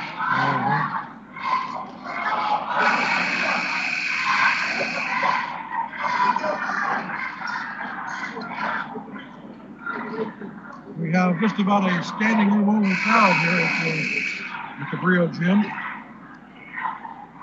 as you might expect for a game like this. There's a few spots, and I imagine if you show up, they'll sell you a ticket. There's not a whole lot of extra room. There's a few, but not many. Austin Olsen with the shot, no good. Rebound Lompoc, pushed up quickly by Jeffrey Ray. Out front to Villalobos. Shot by Morgan is off the mark. Rebound Cabrillo. Pushing it up quickly. Pass over to Marquez. Over to Eddie Little. Tries Dwayne. Can't get the shot to go. They only took 4 steps. Loose ball. Cabrillo digs it out. And a good call for traveling as Austin Olsen tried to corral the loose ball. That'll give the ball over to the Braves. Braves bring it across the court.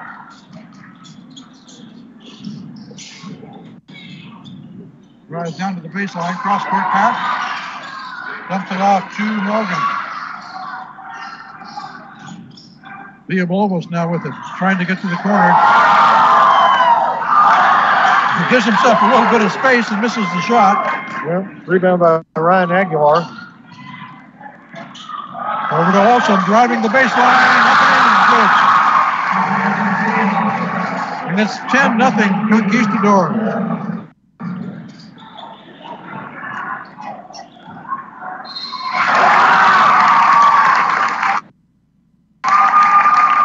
Ryan Morgan will break the ice for Lompoc with a bucket and the foul. He'll go to the line to shoot one. And nobody wants to win this one more than Ryan Morgan, if for no other reason than he can go home and talk smack to his sister. Can't make good on the and one. It's 10-2 Cabrillo. Eddie Little inside to Andrew Knight. Good for 2 more. 12-2 Conquistadors. 3.5 left here in the first quarter. Jeffrey Ray's got the ball. Passes over to the corner. Stop and pop. Andrew Villa comes up short. Rebound Conquistadors.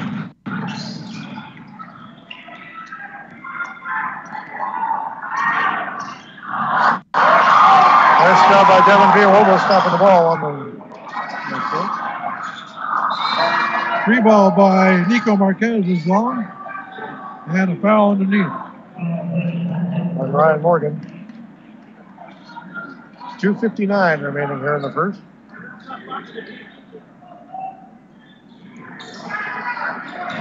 Inbound to Knight. Step back jumper in and out. Quick pass over to Morgan. Drives the hole. Nice job by Ryan Morgan fighting through the contact to get that ball up off the backboard and in the hole. And again, Morgan will be shooting and one. Can't get that one to go. 12-4 our score. 2:40 left here in the first.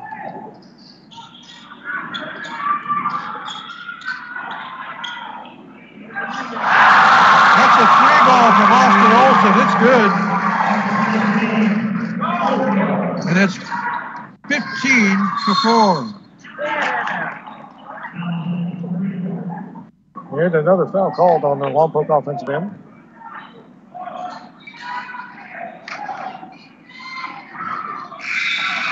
Non-shooting foul. Lompoc will inbound. Second foul on Ryan Aguilar, however. Inbound pass broken up. Cabrillo's got a one-on-one at the other end. Layup is no good. Another rebound.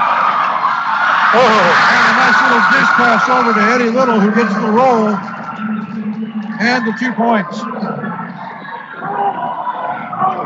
17-4 now. Now Zubin Cortez back in the game, brings it up across midcourt. Cortez drives to the lane, misses the shot. Rebound goes out to Jordan Tyler. And Cabrillo ends up with the ball, and we got a timeout. Timeout, Cabrillo, with 1:41 left there in the first quarter.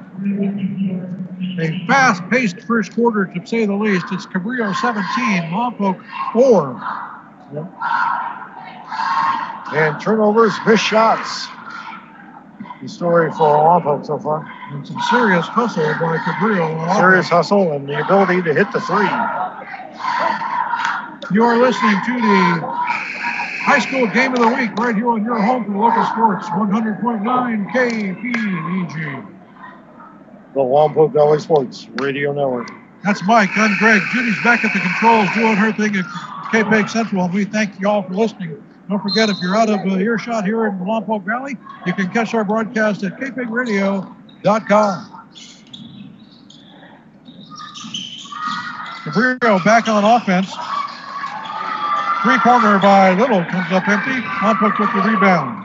Nice job by Morgan going up and getting that.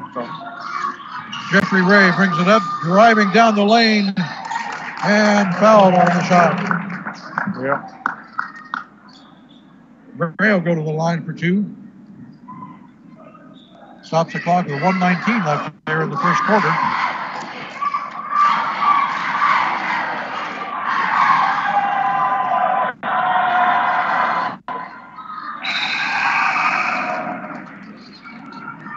Ray misses the first. Let's see. Free throws.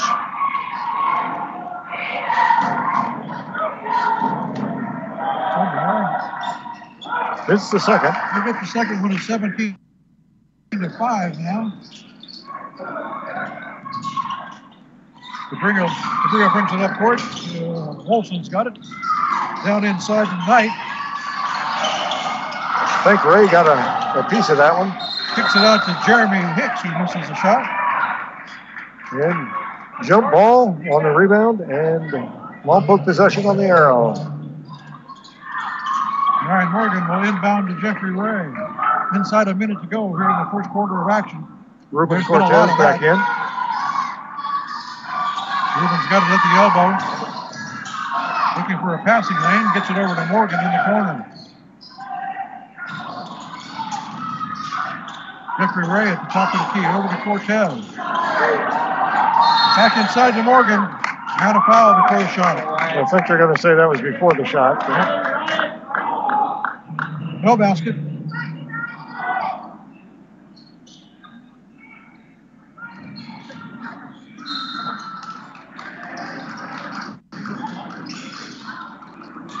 Pass over to the corner. High arcing shot just short.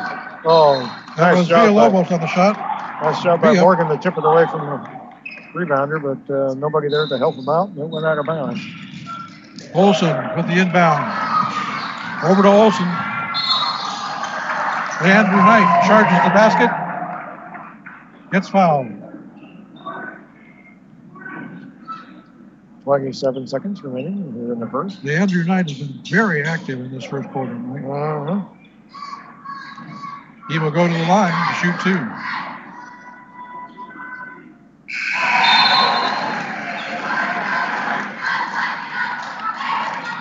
Foul was on Tyler, his first.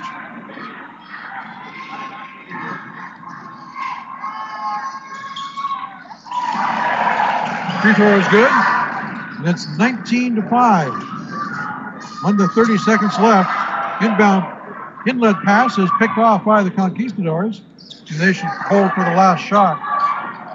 15 seconds. 6 shot clock is off. So Knight has got it up at midcourt, guarded by Ruben Cortez. High arcing free ball, short. Tyler with the rebound.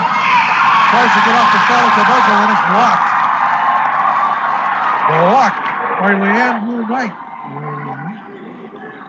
And that will end the first quarter. A dominant first quarter by the Conquistadors. 8 minutes in the books, and it's Cabrillo 19, Lompoc 5. You are listening to the Game of the Week right here on your home for local sports, 100.9 KPEG. And KPEGradio.com, Thank you the so much Lompoc Valley Sports Network. Don't forget, we will be back with the headsets on a week from this coming Thursday. That's the 18th, when we'll go down to Paizola and watch the Napomo Titans take on the Lompoc girls, and what should be another good one. Indeed. And remember, if you don't remember when we told you the game was, you can always find the updated listing at kpegradio.com. That's right. Our broadcast schedule is posted there on the KPEG Radio homepage. So check it out. It's all right there. You'll see everywhere we're going to be for the remainder of the regular season. Start action here in the second quarter. Andrew Knight will drive the baseline and scoop up another layup. And it's 21-5. Speaking of 5, Ryan Morgan 5 with the ball for Lompoc. Turnover Braves. And here come the Conqs once again.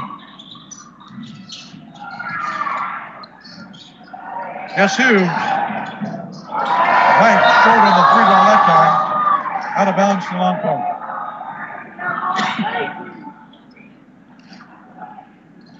That might have been a heat check.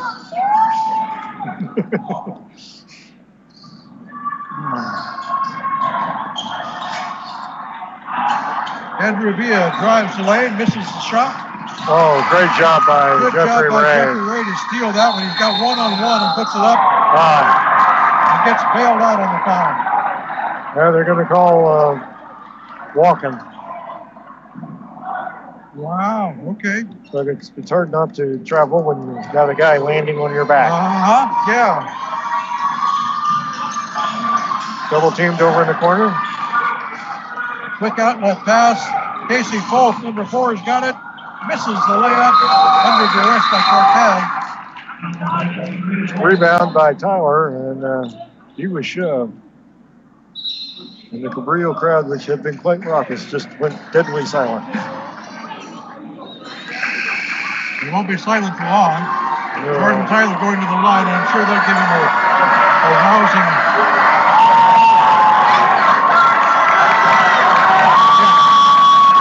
Can you tell there's a little emotion around Jordan Tyler?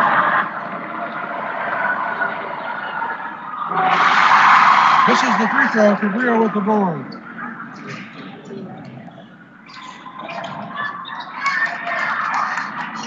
Nice defense by Jeffrey Ray. Pass up forward to Blake Beecher in the game for Cabrillo. Villa breaks up the pass. Knight comes up with an over. Cross over to Beecher. 10 seconds on the shot clock. Drops it off to Austin Olson, who drains the 3-ball from the top of the circle.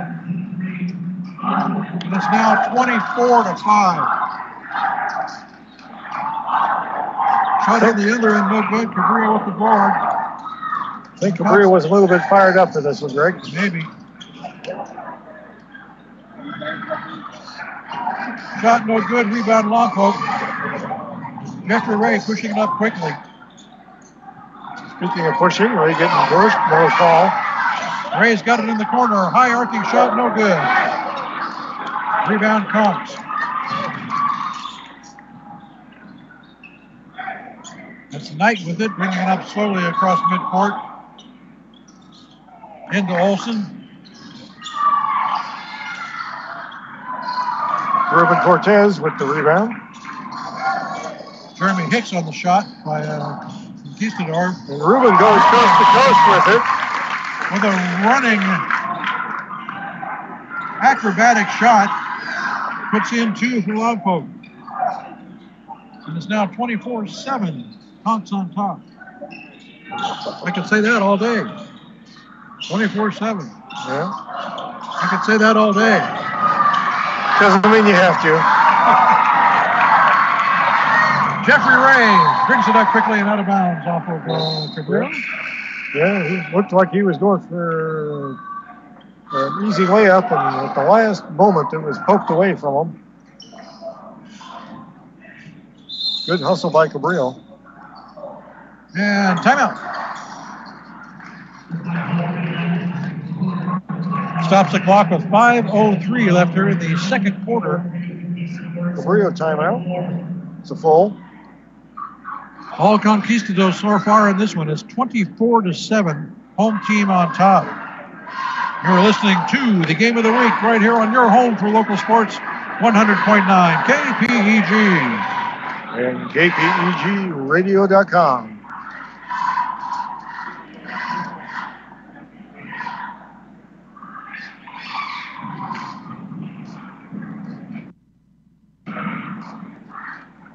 And if you're having trouble hearing us sometimes, we're having trouble hearing us too. So it's been periodically getting rather loud in here. Yeah. These are one of those games when your ears ring a few days after the game. Trying to get to some stats here. Well, they're a little bit misleading anyway, because Lompoc's only put in 5 games. The first 3 they played, and the last 2 they played in the statistical stuff. But and there were no stats at all listed for the Conquistadors, and we can't tell you anything about them. Well, you can always pretty much tell that Leandro Knight has probably scored a bunch. Lompoc misses the shot, gets the rebound, misses again, and looks like we've either got a foul or a jump ball. I'm not sure which they're going to call. And we still don't know. Looks like Lompoc will inbound. Yep.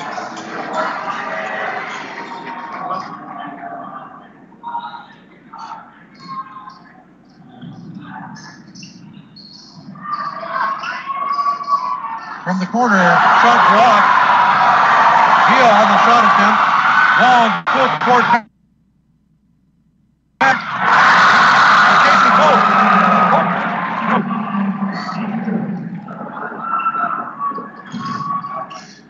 Blake Feature on the catch, and they put in for the Conquistadors.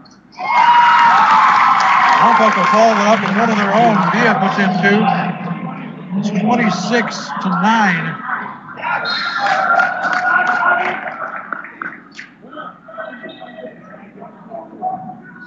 Inbound pass was long down court, deflected out of bounds off Lompoc. Cabrillo will still have possession.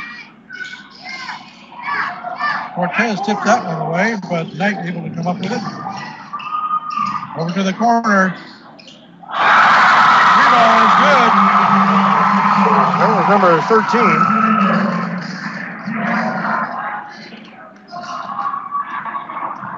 Isaiah Cisneros with the tray.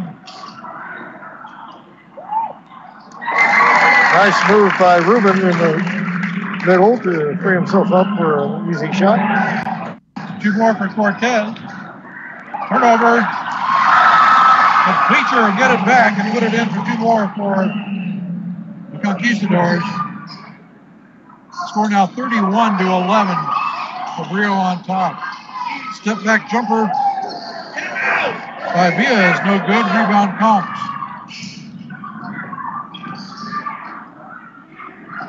Jeremy Hicks now with the ball.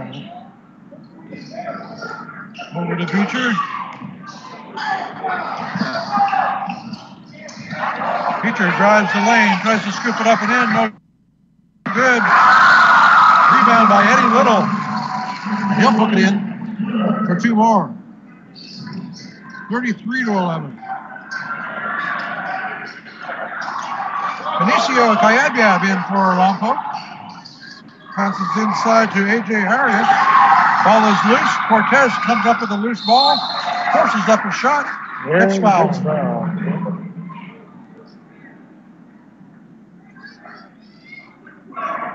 2.5 left here in the first half.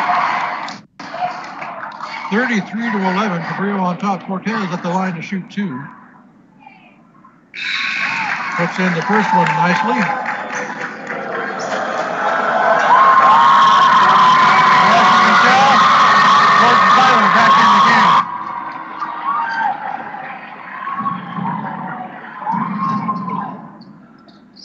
Cortez can't get the bounce on the second one. He'll go 1 for 1. And it's 33-12. With 2:20 left here in the half. Andrew Knight will bring it up court.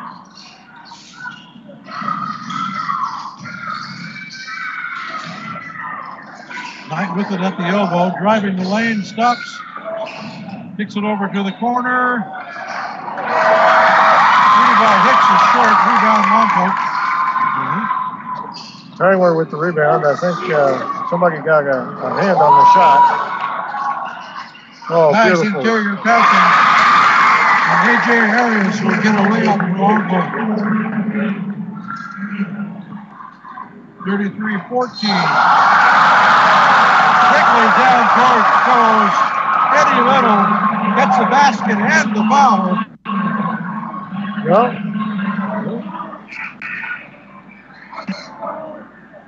No chance for a three-point play.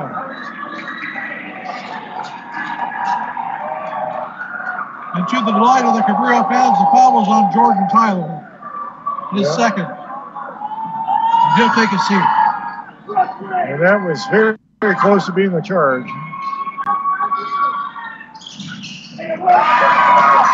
Can't make good on the three-point play, however. Lompoc pushes it up quickly. After Raymond Moore. Jeffrey Ray driving the lane, puts up the shot and gets fouled. Ray will go back to the line to shoot 2 more free throws. 128, left in the half. 35-14 is their score.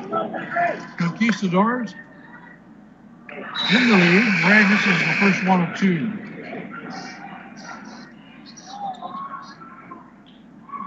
Jake Harris now in for the Conqs, along with Ryan Aguilar.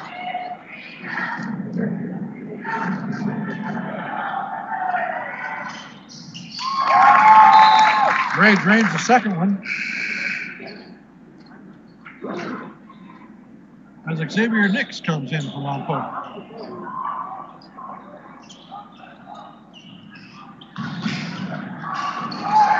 One and a half left. Long pass over the head and out of bounds.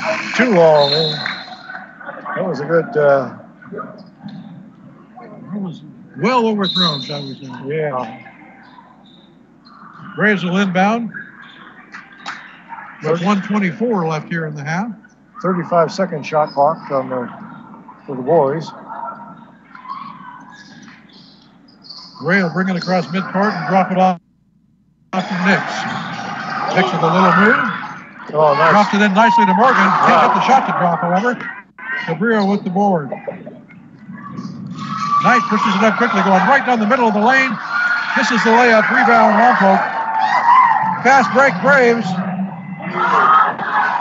Villalobos can't get the shot to drop. Rebound, Lompoc. Back out to Ryan Morgan at the top. Villalobos has got it. Now back out to Jeffrey Ray.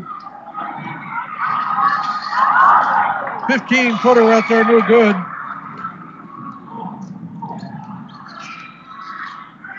Four-second differential between the shot clock and the game clock.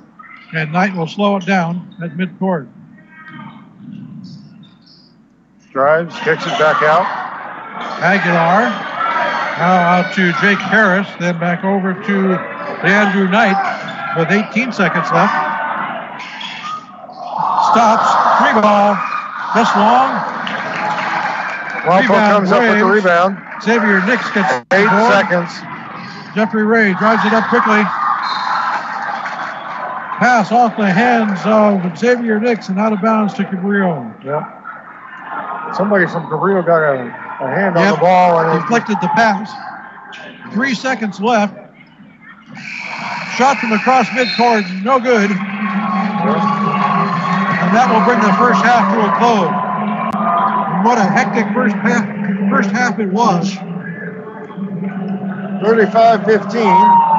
All Cabrillo so far.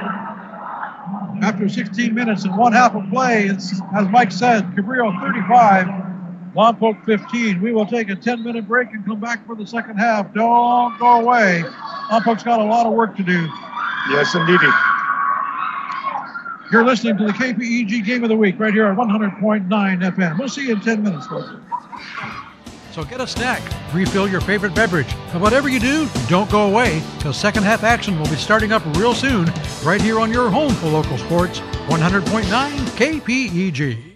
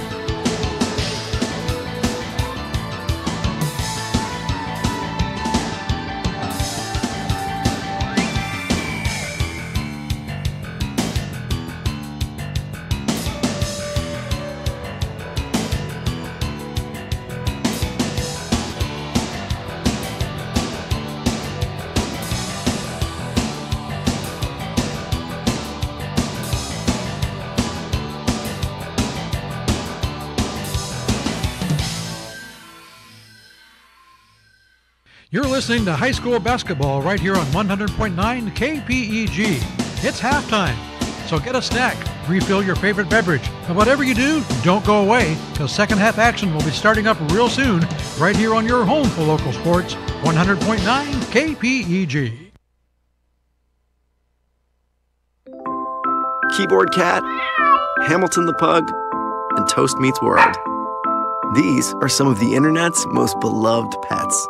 With millions of YouTube views, shares, Instagram likes, followers, and fans across the globe. But what do all these amazing pets have in common? Their stories started in a shelter. Start your story. Adopt a dog or cat today. Visit theshelterpetproject.org to find a shelter or adoptable pets near you. Training that pet to play the keyboard? Well, that's entirely up to you. Visit theshelterpetproject.org and hear more about Hamilton the Pug, Toast, and Keyboard Cat's amazing adoption stories. Start a story. Adopt a shelter or rescue pet today. Your perfect pet is just a click away at theshelterpetproject.org. A public service announcement brought to you by Maddie's Fund, the Humane Society of the United States, and the Ad Council. Starting Monday, February 19th, the Lompoc Valley will be showing off its culinary craft during Lompoc Restaurant Week. The Lompoc Valley Chamber of Commerce and Visitors Bureau and Shop Lompoc Shop Small are proud to sponsor this week-long event, which celebrates culinary and libation creativity in the Lompoc Valley. Lompoc Valley Restaurant Week allows dining patrons to enjoy special deals in restaurants all across the valley. It's an opportunity to get out and try new restaurants or visit an old favorite. With a diverse offering of dining and tasting experiences available, visitors and locals alike will have plenty to choose from. It's Lompoc Restaurant Week, starting Monday, February 19th. For more information, contact the Chamber at 736-4567 or visit their website at www.lompoc.com.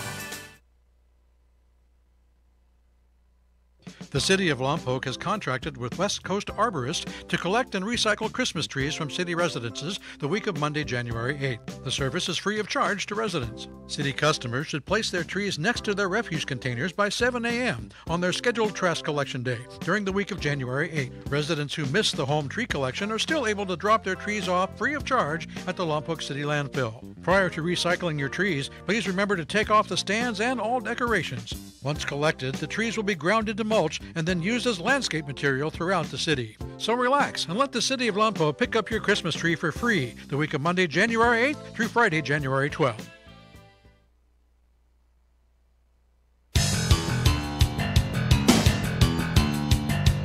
KPEG Sports is ready for the hard courts as high school basketball season is underway. Our veteran broadcast team will be bringing you the Game of the Week, featuring the boys and girls teams from both Lompoc and Cabrillo high schools. With all 4 teams on the schedule, it's sure to be an exciting broadcast season. Stay tuned to KPEG for the weekly broadcast schedule. Join us at 6:30 on Thursday the 18th as we broadcast live from Paizola Pavilion, where the Napomo Titans will take on the Lompoc Brave Girls. Join us all season long as we provide exciting live coverage of select Lompoc and Cabrillo boys and girls basketball. It's a free community service, and it's all right here on your favorite radio station and your home for local sports, 100.9 KPEG. Fire, flood, hazardous spills, active shooter, extreme weather. In Santa Barbara County, there are things you need to know. If we can't reach you, we can't alert you. Sign up for Santa Barbara County Emergency Alerts today.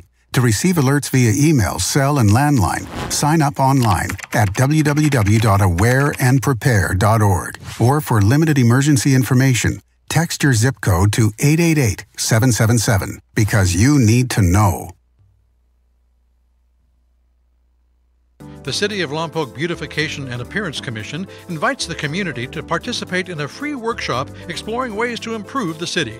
This citywide enhancement and beautification workshop will be held at 6:30 p.m. on Thursday, January 25th in the City of Lompoc Council Chambers, 100 Civic Center Plaza. The purpose of the workshop is for community members to brainstorm ideas for projects that would improve living in the Lompoc Valley. Groups and individuals alike are encouraged to take part in this effort that will show pride in the Lompoc community. For more information, contact the city's Public Information Office at 875-8278. You're listening to high school basketball right here on 100.9 KPEG. It's halftime, so get a snack, refill your favorite beverage, and whatever you do, don't go away, because second half action will be starting up real soon right here on your home for local sports, 100.9 KPEG. Dave, what are you doing? Just sending a gift to Dave 2037. Who? Me in the future. I save a little money from every paycheck as a gift to Dave 2037, so he can spend it on things like anti-gravity boots or a hologram Doberman, something cool like that. I think Dave 2037 deserves it. He worked hard. What are you getting Steve 2037? I guess I was thinking Steve 2037 would just fend for himself. Well, all right, but don't expect to be borrowing my anti-gravity boots. You want to have money in your future? You got to start saving now. Putting some money from every paycheck into a savings account or contributing to your 401k can make a big difference later. Put away a few bucks, feel like $1 million. For free ideas and easy ways to save, go to feedthepig.org. That's feedthepig.org. Hey, let's just hope Steve 2037 doesn't get his hands on a cool time machine, because he is going to come back here and knock some sense into you. This message brought to you by the American Institute of Certified Public Accountants and the Ad Council.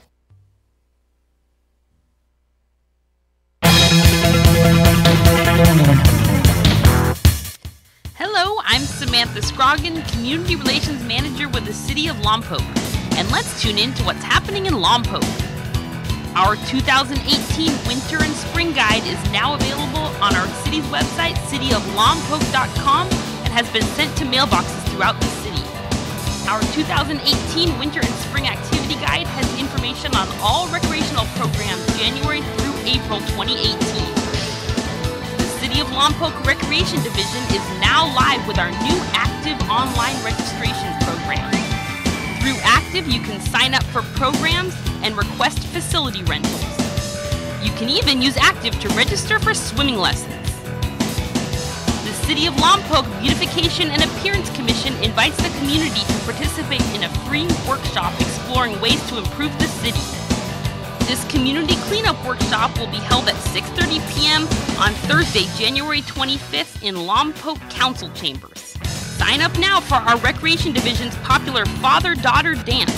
Take any of our 3 days from February 9th through February 11th. Cost per couple is just $25 and $8 for an additional child. Our Lompoc Youth Commission's Teen Conference will be held this year on Monday, February 12th. This one-day event features motivational speakers to encourage and inspire teenagers. Pick up an application at the Anderson Rec Center or visit us online at cityoflompoc.com. For more information on all these great programs, visit us online at cityoflompoc.com and on Facebook, Instagram, and Twitter. Thanks for joining us. We'll talk to you next time when we tune in Lompoc.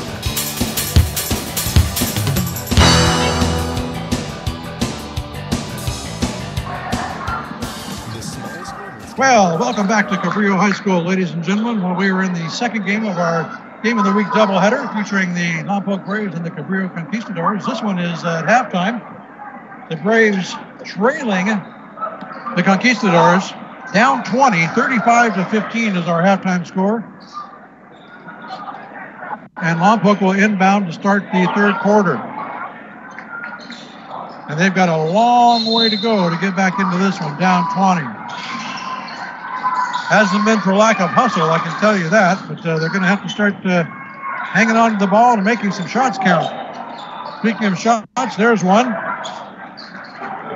Off the rim by Andrew Villa.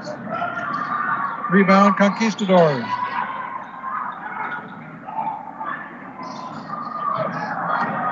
Shot from the corner, no good. That was Austin Olson for Cabrillo. And off the leg of Ryan Morgan underneath the Lompoc basket, Cabrillo ball.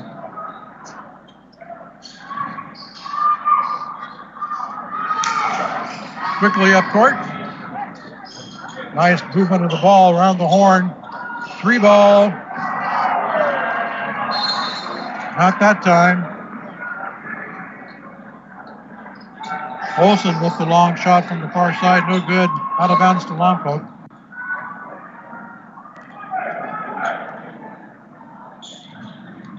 Jeffrey Ray will bring it up for Lompoc. Over to Cortez at the elbow. Back over to Ray. Cortez thought about a 3, puts it down, drives to the hole, comes up short on the layup.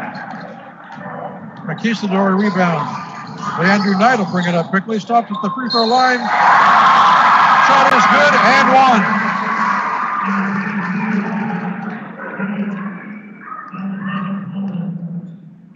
And that was a nice play. He drove the lane, stopped on a dime right there at the free throw line. Dropped in the jumper and got fouled.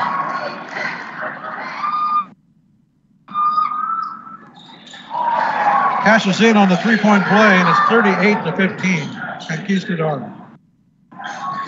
Cortez with the ball for the Braves. Out to Ray. Cross over to Villa. Back to Cortez. Little lob pass inside. Shot comes up short by Morgan, and the Cabrillo Conquistadors will get the rebound again. Kept the rebound for a bit, but couldn't come down with it. Knight drives to the hole, misses a shot, but gets fouled. Walking foul, and that's the second quickly on Ray, I think. Yeah. So Knight again to the line. Shooting 2 this time, misses the first one.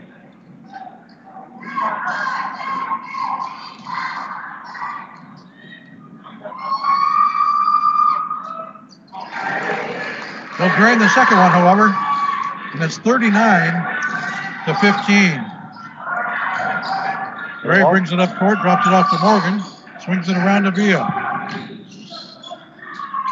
Back out front. Cortez has got it now on the far side. Bounce pass into Tyler. You'll hear some chorus of boos. Swings around, tries to put it up and gets fouled.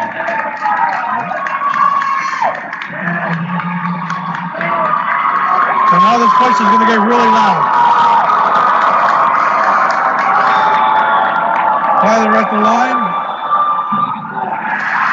Off the rim. Okay.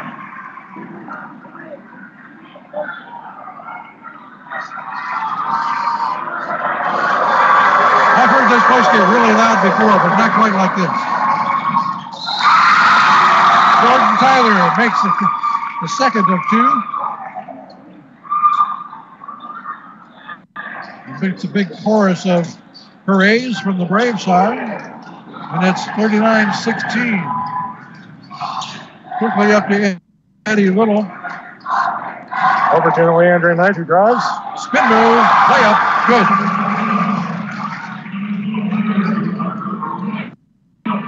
41-16. In case there was any doubt, Andrew Knight could play ball. I wasn't aware there was any doubt. But, yeah. Then we have another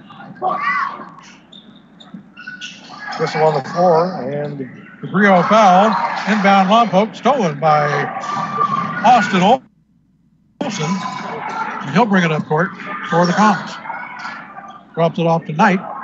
Guarded by Devin Villalobos. That's the third foul on Nico Marquez, by the way.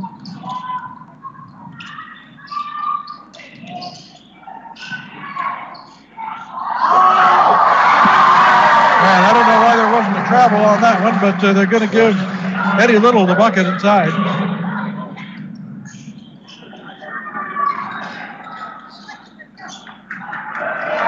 On the other side, inside to Tyler. Makes it good. Score now 43-18. Timeout. Called by the Braves. Just about 3 minutes into the third quarter, 5:05 left. Cabrillo extends the lead. It's 43-18. You are listening to the Game of the Week right here on your home for local sports in the noisiest gym in the Lompoc Valley right now. 100.9 KPEG. And KPEG Radio, the Braves, and Conquistadors for that matter, Radio Butler. Yep. We will be covering Lompoc Braves, Cabrillo Conquistadors, boys and girls basketball all regular season long. We have a total of 8 games on our broadcast schedule this year. And you get a double dip here tonight, the boys and girls. Cabrillo will inbound and bring it up court.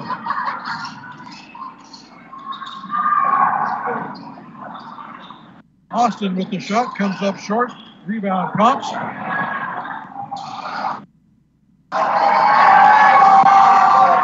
Another three-point try comes up a little bit short. Rebound, Lompoc. Tyler misses a shot, and Ray puts it back in. Follows it up. Nice job by Ray. And a rare turnover by the Conquistadors will give the Braves the ball. 43-20 now is our score. Conqs on top. Cabrillo's had the lead since the opening tip. I think they came out of the locker room with a 4-point lead. Short from the corner, no good. Quickly up court goes Conqs. Knight tries for the layup, gets fouled.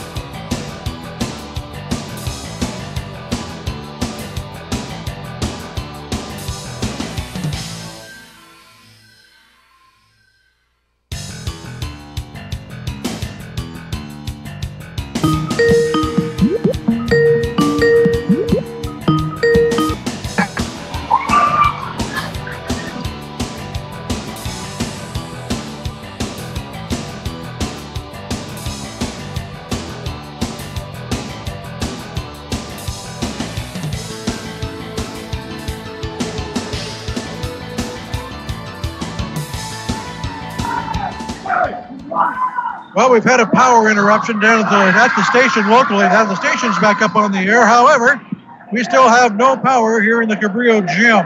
So this game is on hold. The scoreboards are dark. The lights are out. We're running on emergency lights only here in the gym. So they have put a hold on this game until such time as we get power back in the gym. Who knows how long this is going to take.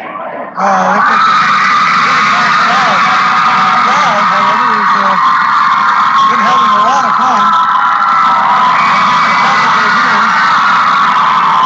I can barely hear. But we are on hold right now, ladies and gentlemen, until such time as we get power back in the gym. So what I think we'll do is send you back to some music at KPEG. And when the game gets back underway, we'll come back on the air and bring it to you. Okay, so sorry for the interruption, but we will send you back to the best rock and roll on the planet, at least for now, until the game resumes. You're listening to the Game of the Week. You're on 100.9 KPEG. We'll be back with you when we can.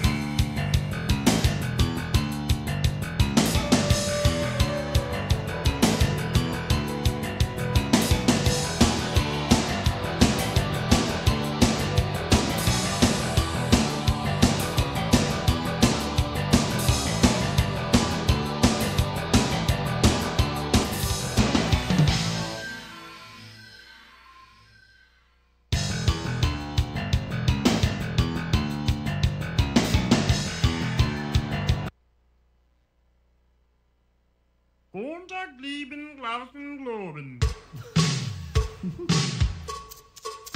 All right. I got something to say. Well, it's better to burn out. Yeah. Than fade away.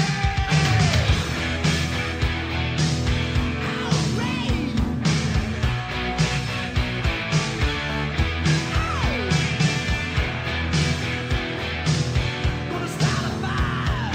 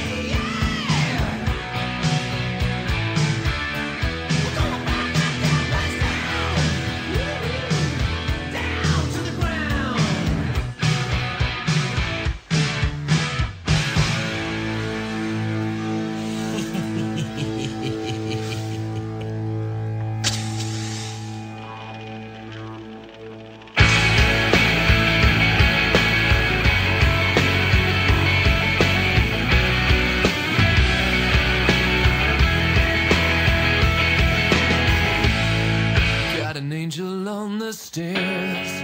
It's half you'd even care when the lights are up and the sun is nearly gone down. Did you see him on the street? Did you pass him at your feet? Did you think it all? How dare they even look me in the eye? And he loves the girls, and he loves the boys. Gonna make $20 for the weekend's over. So set 'em up, then let 'em fall. Turn 'em over in your hands. God save the King of New Orleans.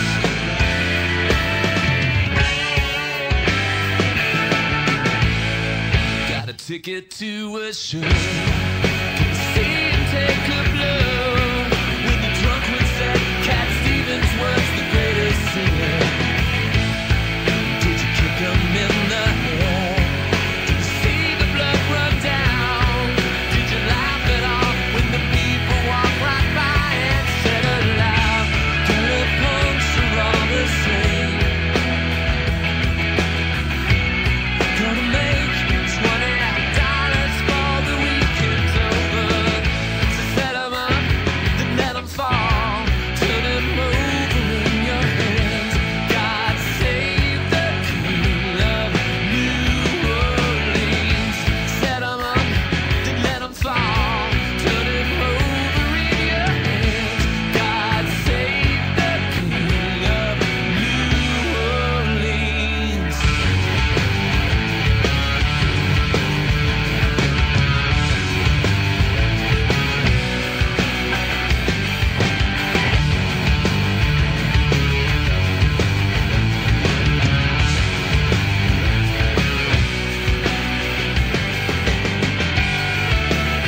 Radio in my hand, radio in my car, going down again.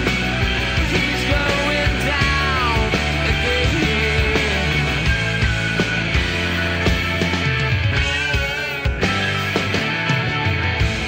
Anywhere you look, anywhere you talk it over. It's easier to let it slip out of your mind. But it rips your heart out, then it kicks your head in. You give him one more chance, try to see the beauty in his world. All the way and on my hands and on my feet and shoulders. Gonna make $20 for the weekend's over. So set 'em up, then let 'em fall. Turn 'em over in your hands. God save the King of New Orleans.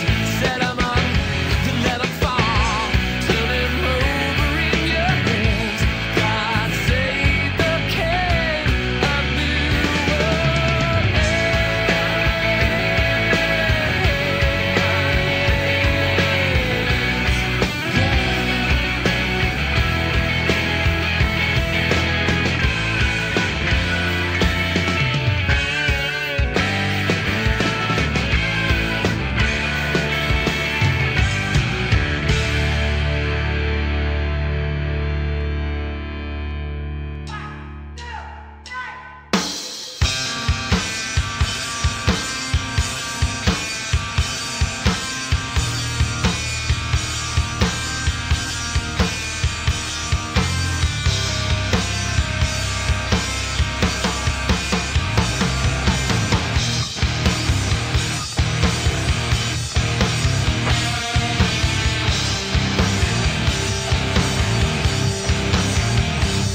When I woke up, I could see the daylight had already passed me. It was such a fight to fade away to sleep. It's a fugue, I'm on from the chase down the dawn. Well, I fail every night as it turns into light with my eyes just shut tight. Sailing all alone, I thought I made it home, but I threw it all away. Oh, where I've been sold and spun again. Long before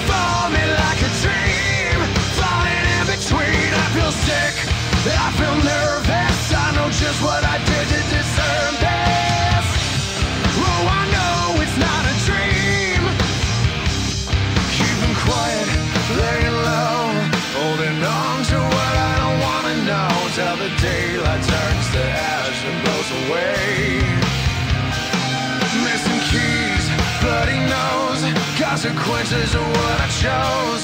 Keep on that answer me, don't want my memory, it all comes so deftly. Sailing all alone, I thought I made it home, but I threw it all away. Oh, where I've been sold and spun again, all before me like a dream, falling in between. I feel sick, I feel nervous, I know just what I did to deserve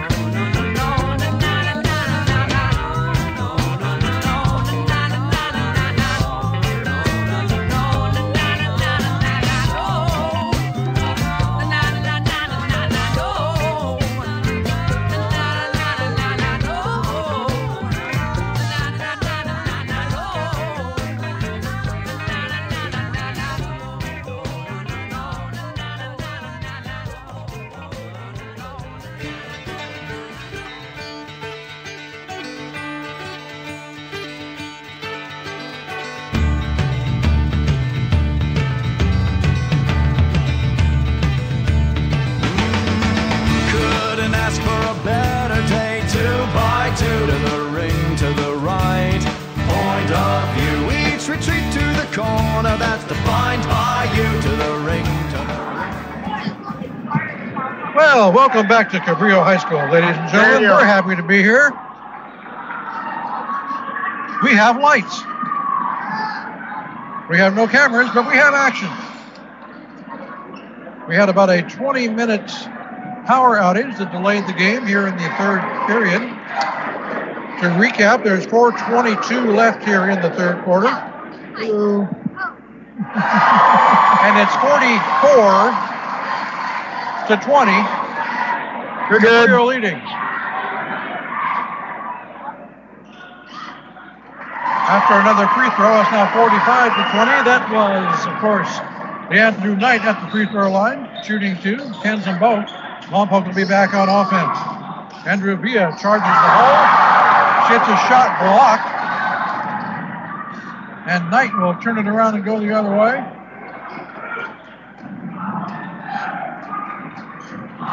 (45-20). Cabrillo on top with Andrew Knight dribbling out of the top of the key. Pass over to the far corner. Free ball. It's good. That was Nico Marquez with the triple. And it's now 48-20. Inlet pass to Jordan Tyler is too high, and that's hard to do because he's 6'7", out of bounds off Cabrillo, up the Lompoc, Cabrillo's ball. Thanks for sticking with us, and thanks for coming back. We appreciate you being here. Nice move there by Olsen. Shot misses, however. Rebounded by Marquez. Drops it off tonight. Again from the corner. This one in and out by Marquez. And that one used all the rim. It did. Marquez with a nice move, drives to the hole and gets fouled. Yeah. Tough to shoot a layup when you're carrying the guy on your back. That it is. There was a lot of excitement here in the gym while you were gone. Cheerleading competitions and shoot-arounds in the dark. Yeah. There was just enough light for it to be dangerous. Which is why I stayed right here. That was the only reason? Yeah, there's more. Cortez comes up empty on the free throws. It's 48-20. Cabrillo leading and with possession. And this has definitely not been a free throw shooting clinic here tonight. Either game. The Andrew Knight dribbling at the top of the key. Passes over to Olsen. Cross court over to Marquez in this corner. He likes that free ball. He puts in another one. And it's 51-20 with 2.5 to play in the third. Cortez foul. That one on Eddie Lowe. That's his first.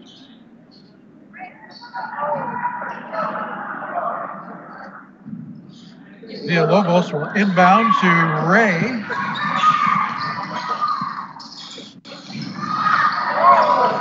Over to Andrew Villa, now out front to Jordan Tyler, who drives to the hole and picks up the foul. Should be on Austin Olsen.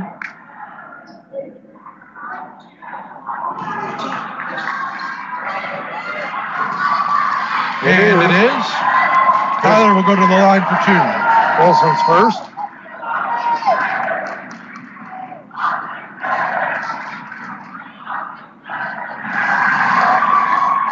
Tyler short with the first one. Put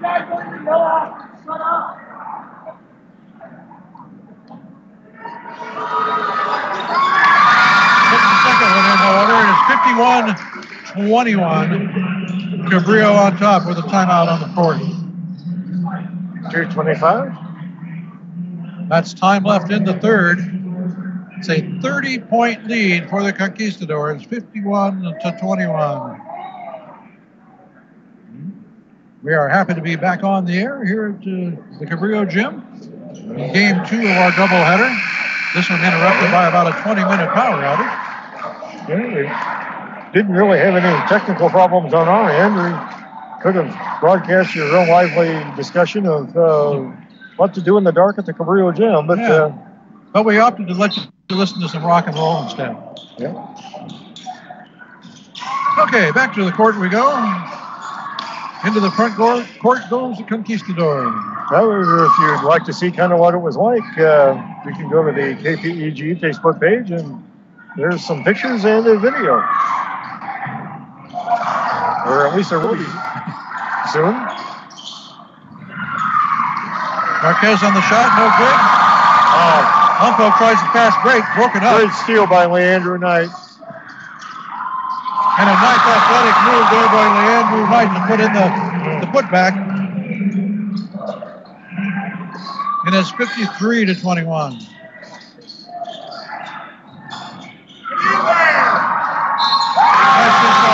Jordan Tyler, who makes good, goes baseline and puts in the bucket for two.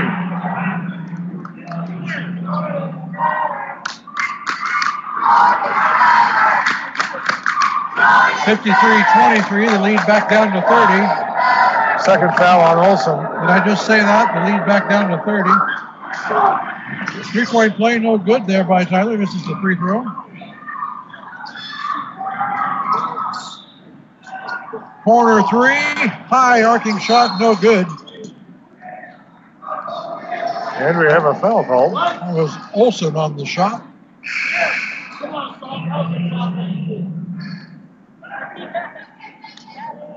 Cortez will come back in the game for Devin Villalobos. Cabrillo inbounding underneath the basket. Shot by Knight, short, rebounded Braves. Jeffrey Ray comes up with it. Drops it off to Cortez, who brings it up court. Ooh. Takes it over to Villa, who misses the shot. Rebound, Jeffrey Ray. He misses the layup. Yep. And Cabrillo comes up with the ball. Leandro Knight will bring it across midcourt. Over to Marquez. Heavy pressure by Ray. Eddie Little with the ball now inside. Oh. Shot by Casey Polk is blocked. I believe that was Tyler got a piece of that, and then he picked up the ball. Cortez with a great move and showing some terrific strength to battle through contact and put in that basket.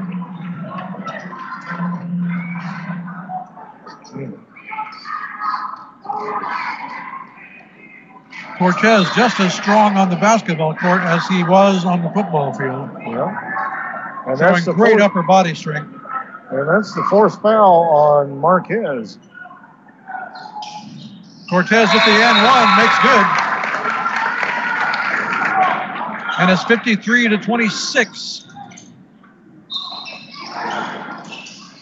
Cabrillo in the lead with the ball. 40 seconds left. Full court pressure.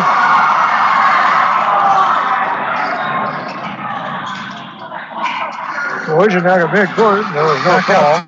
Knight tries to punch that one in. No good. They draw the foul, however. You're right, Mike. There was a lot of contact right around midcourt.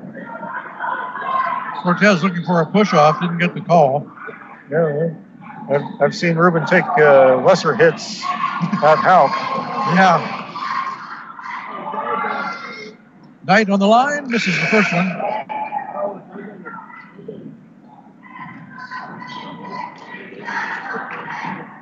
Cortez comes back out. Knight shooting the second of two. Drains that one. Cortez replaced by Andrew Villa. 54-26 now. Conqs lead.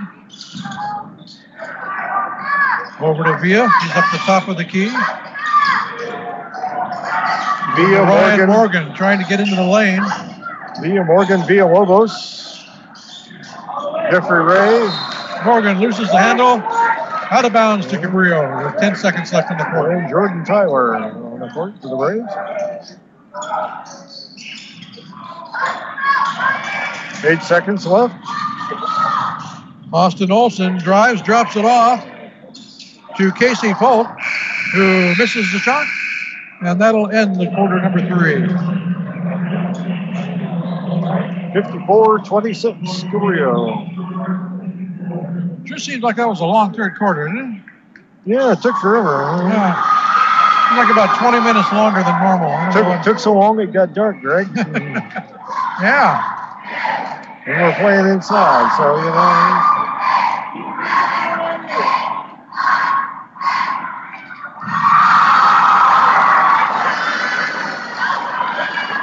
Okay, there's Cabrillo cheerleaders over there doing things that would literally break me in two. Yeah, you wouldn't even be able to attempt them, Greg. Now, 8 minutes left in this one, folks. We got 1 quarter to go, and the score is 54-26. I think that first aerial split, we would have had to call for the ambulance. Well, if we could use the pun, it would have been lights out. So. No, we can't use that one, Greg.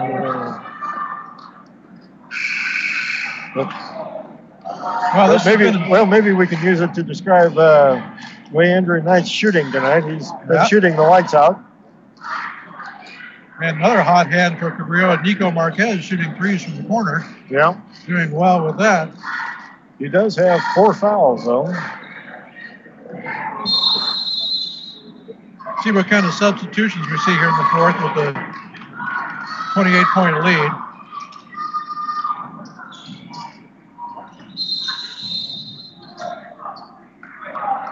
And we have an offensive foul against Cabrillo.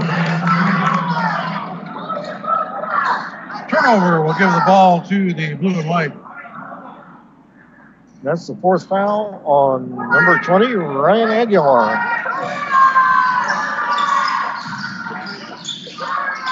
Morgan's got the ball, takes it inside, then back out to Villa, looking for a lane. Jeffrey Ray drives the baseline, dumps it off to Morgan, turns, spins, throws it up, no good. Rebound, Cabrillo. That'll be Leandro Knight with the ball. Takes it up to Blake Beecher.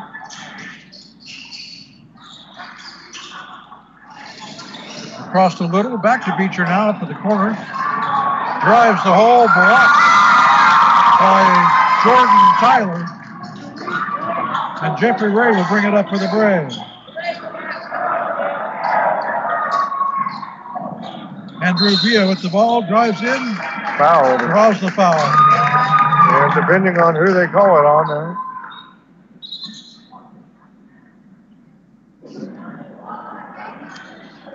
Looks like they'll give that to Blake Beecher.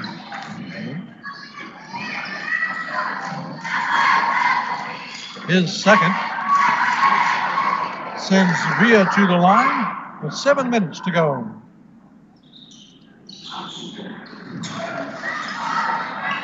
Misses the front end, 1-and-1. Cabrillo with the rebound.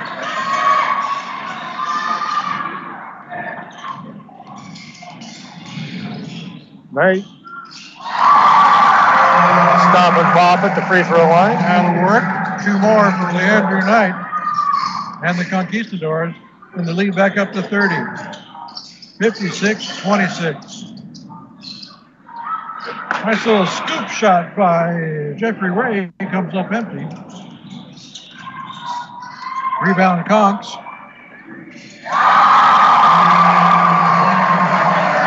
And a 3-ball from Eddie Little. Just above the arc, and it's 59-26. Cabrillo keeping the pedal down here in the fourth. Villalobos with the ball over to Ray. Makes a move, stops at the free throw line, changes direction, swings it out to Villa.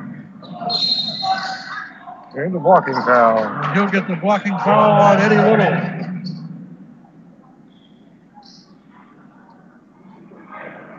Stops the clock with 5:55 to go. That's 2 on Little. And Villa will head back to the line.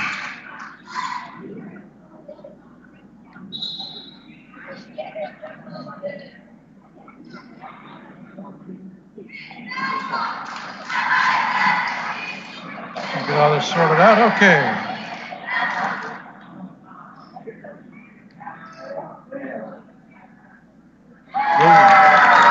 Andrew Villa shooting 2, makes the first. That was nice.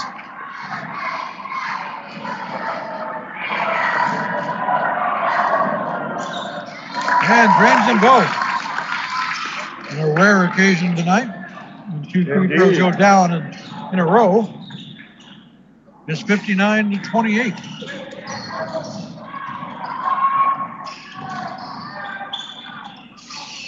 Olsen over to Little. Back to Olsen. And Leandrew Knight. Guess what? 3 more for number 22. And it's 62-28. Cabrillo leading. Inside to Tyler. Makes a move.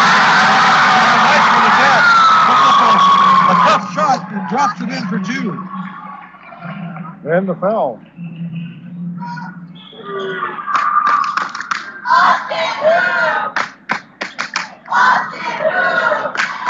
Tyler's got some nice moves there on the inside, Mike.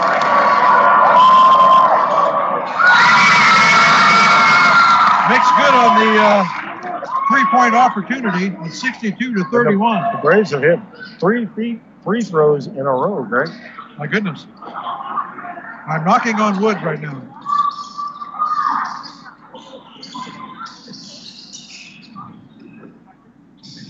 Ryan Aguilar in for Cabrillo. The ball gives off to Knight. He drops in a little floater from the baseline for 2 more. 64-31. Villa with the ball at the elbow. Inside to Tyler. Another baseline move, this time blocked by Austin Olsen. Knight brings it up. Stops for a 3. This one's off the glass, no good. Rebound fought forward, picked up by Tyler. Quick outlet to Villa. Drives the lane, and nice block, but gets fouled. Yeah, he got an awful long arm, and he got called on it.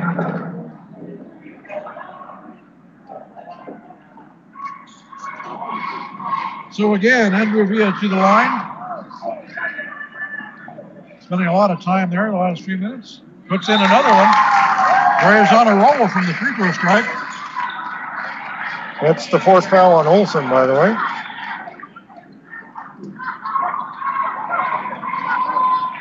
(64-32) with 1 more coming for Villa. 4:23 to go here in the 4th quarter. Makes good on number 2 at 64-33.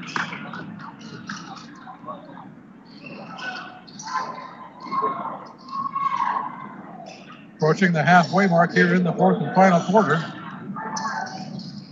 Blake Beecher with the move, drops it off to Knight, long with the shot. Out of bounds to the Braves.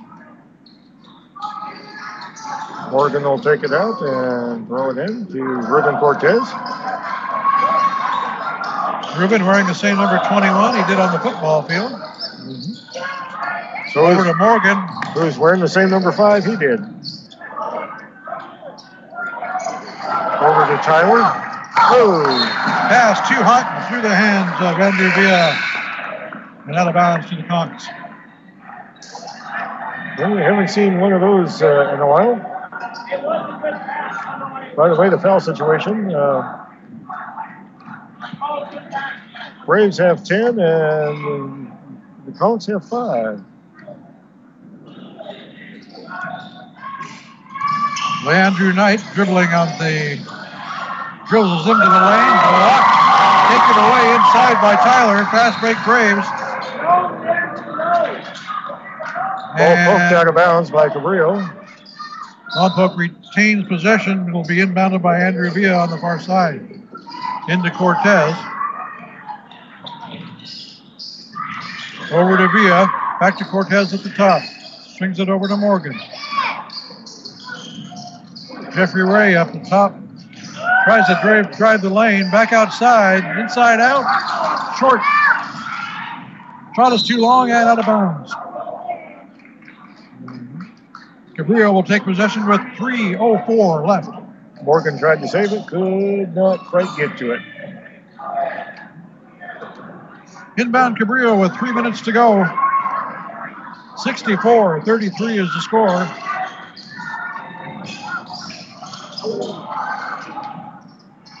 Nice pass inside to Blake Beecher, who lays it up and in.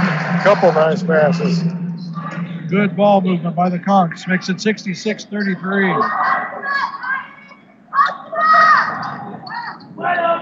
Jeffrey Ray says, why not? I can shoot 3 balls too. Drains one in from distance. So that was 2 for 3. 2 makes 3 to make it 66-36. Then they're back to the 30 points. Chance to close it. The question is, Greg, bigger margin of victory, Lompoc Cabrillo, this game or football? Knight drives inside, misses a tough shot. Yeah, that was needed at least 3 Saints on that shot. Lompoc down quickly, and Ryan Morgan will put it in for 2. Timeout, Conquistador. Got an 8-footer. Stop. Clock stopped with 1 minute 53 seconds left in the game. Our score is 66-38. The Cabrillo Conquistadors on top all the way over the Lompoc Braves. You're listening to the Game of the Week right here on your home for local sports, 100.9 KPEG. And wide around the world for KPEGradio.com.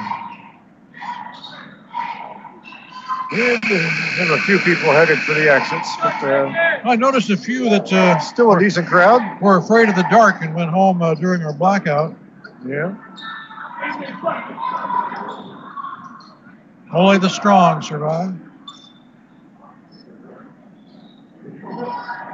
Cabrillo will inbound from underneath their own basket with 1:53 left in the game. Knight will bring it across midcourt. Over to Blake Beecher. Dribbles around the perimeter. Knight's got it again. And going to throw this one away. Right into the waiting hands of head coach C.J. Simmons. I don't think he's eligible. Right? And C.J. saying, I was not the intended recipient. Braves ball now. Xavier Nix with it. Takes it inside to Raymond Moore in the game now for Lompoc. Go back out to Nix. Dumps it off to Joseph Rookhausen. And a bucket for the Braves. And that was Raymond Moore. Raymond Moore, number 12, in for the Braves, gets 2. 1 minute remaining, 66-40 now. He's a 6'3", 170-pound junior, so he'll be back next year. Getting some playing time here in the last couple of minutes. Let's see. And he gets a nice block, too. Yeah, that was with some authority as well. Raymond Moore swats that one into the second row. That was a That was a get that out of here. Little turnaround jumper by Leander Knight will give Cabrillo 2 more. It's 68-40. A.J. Arias now in for the Braves with the ball. Back out to Moore. Loses the handle. Picked up over there by the Braves. 3 ball, too long. Rebound Cabrillo. Leander Knight with 15 seconds to go. All he's got to do is get it across midcourt. 10. And he does that. They don't have to shoot the ball. They'll just dribble this one out. And the Cabrillo fans are on their feet across the way because they know they've got this one in the win column. This one's official. And the Cabrillo Conquistadors are in the lead in 2 different sports. Final here, 68-40. Cabrillo led from the opening buzzer all the way to the final one. They controlled this one wire to wire, from end to end, and pretty much every facet of the game. Lompoc didn't lack for effort and hustle, however. They played hard, just came up short. And we all weathered about a 20-minute power outage to get through this one, so thanks for hanging with us. We appreciate you coming back and letting us finish this out for you tonight. So to recap, first game of our doubleheader was the girls Cabrillo came out on top of that one, 46-29. And here in the nightcap, the Cabrillo boys finish off the Braves 68-40. After Leandria Knight shot the lights out, Greg. I guess he did, quite literally. Don't forget, folks, we will be back a week from Thursday. That's the 18th. We'll be back at Paizola Pavilion, where the Napomo Titans will take on the Lompoc Brave Girls in our second night of basketball action in the game of the week. So stay tuned for that. Tip-off scheduled for 6:30. So we're going to send you back to the studio for Judy Baker back there dialing up the numbers. For Mike Loney to my right, my name is Greg Ratcliffe. Thank you so much for joining with us, our doubleheader this evening. We will see you on the 18th from Paizola Pavilion. Right now, back to the greatest rock and roll on the planet at 100.9 KPEG. 100.9 FM. Good night, everybody.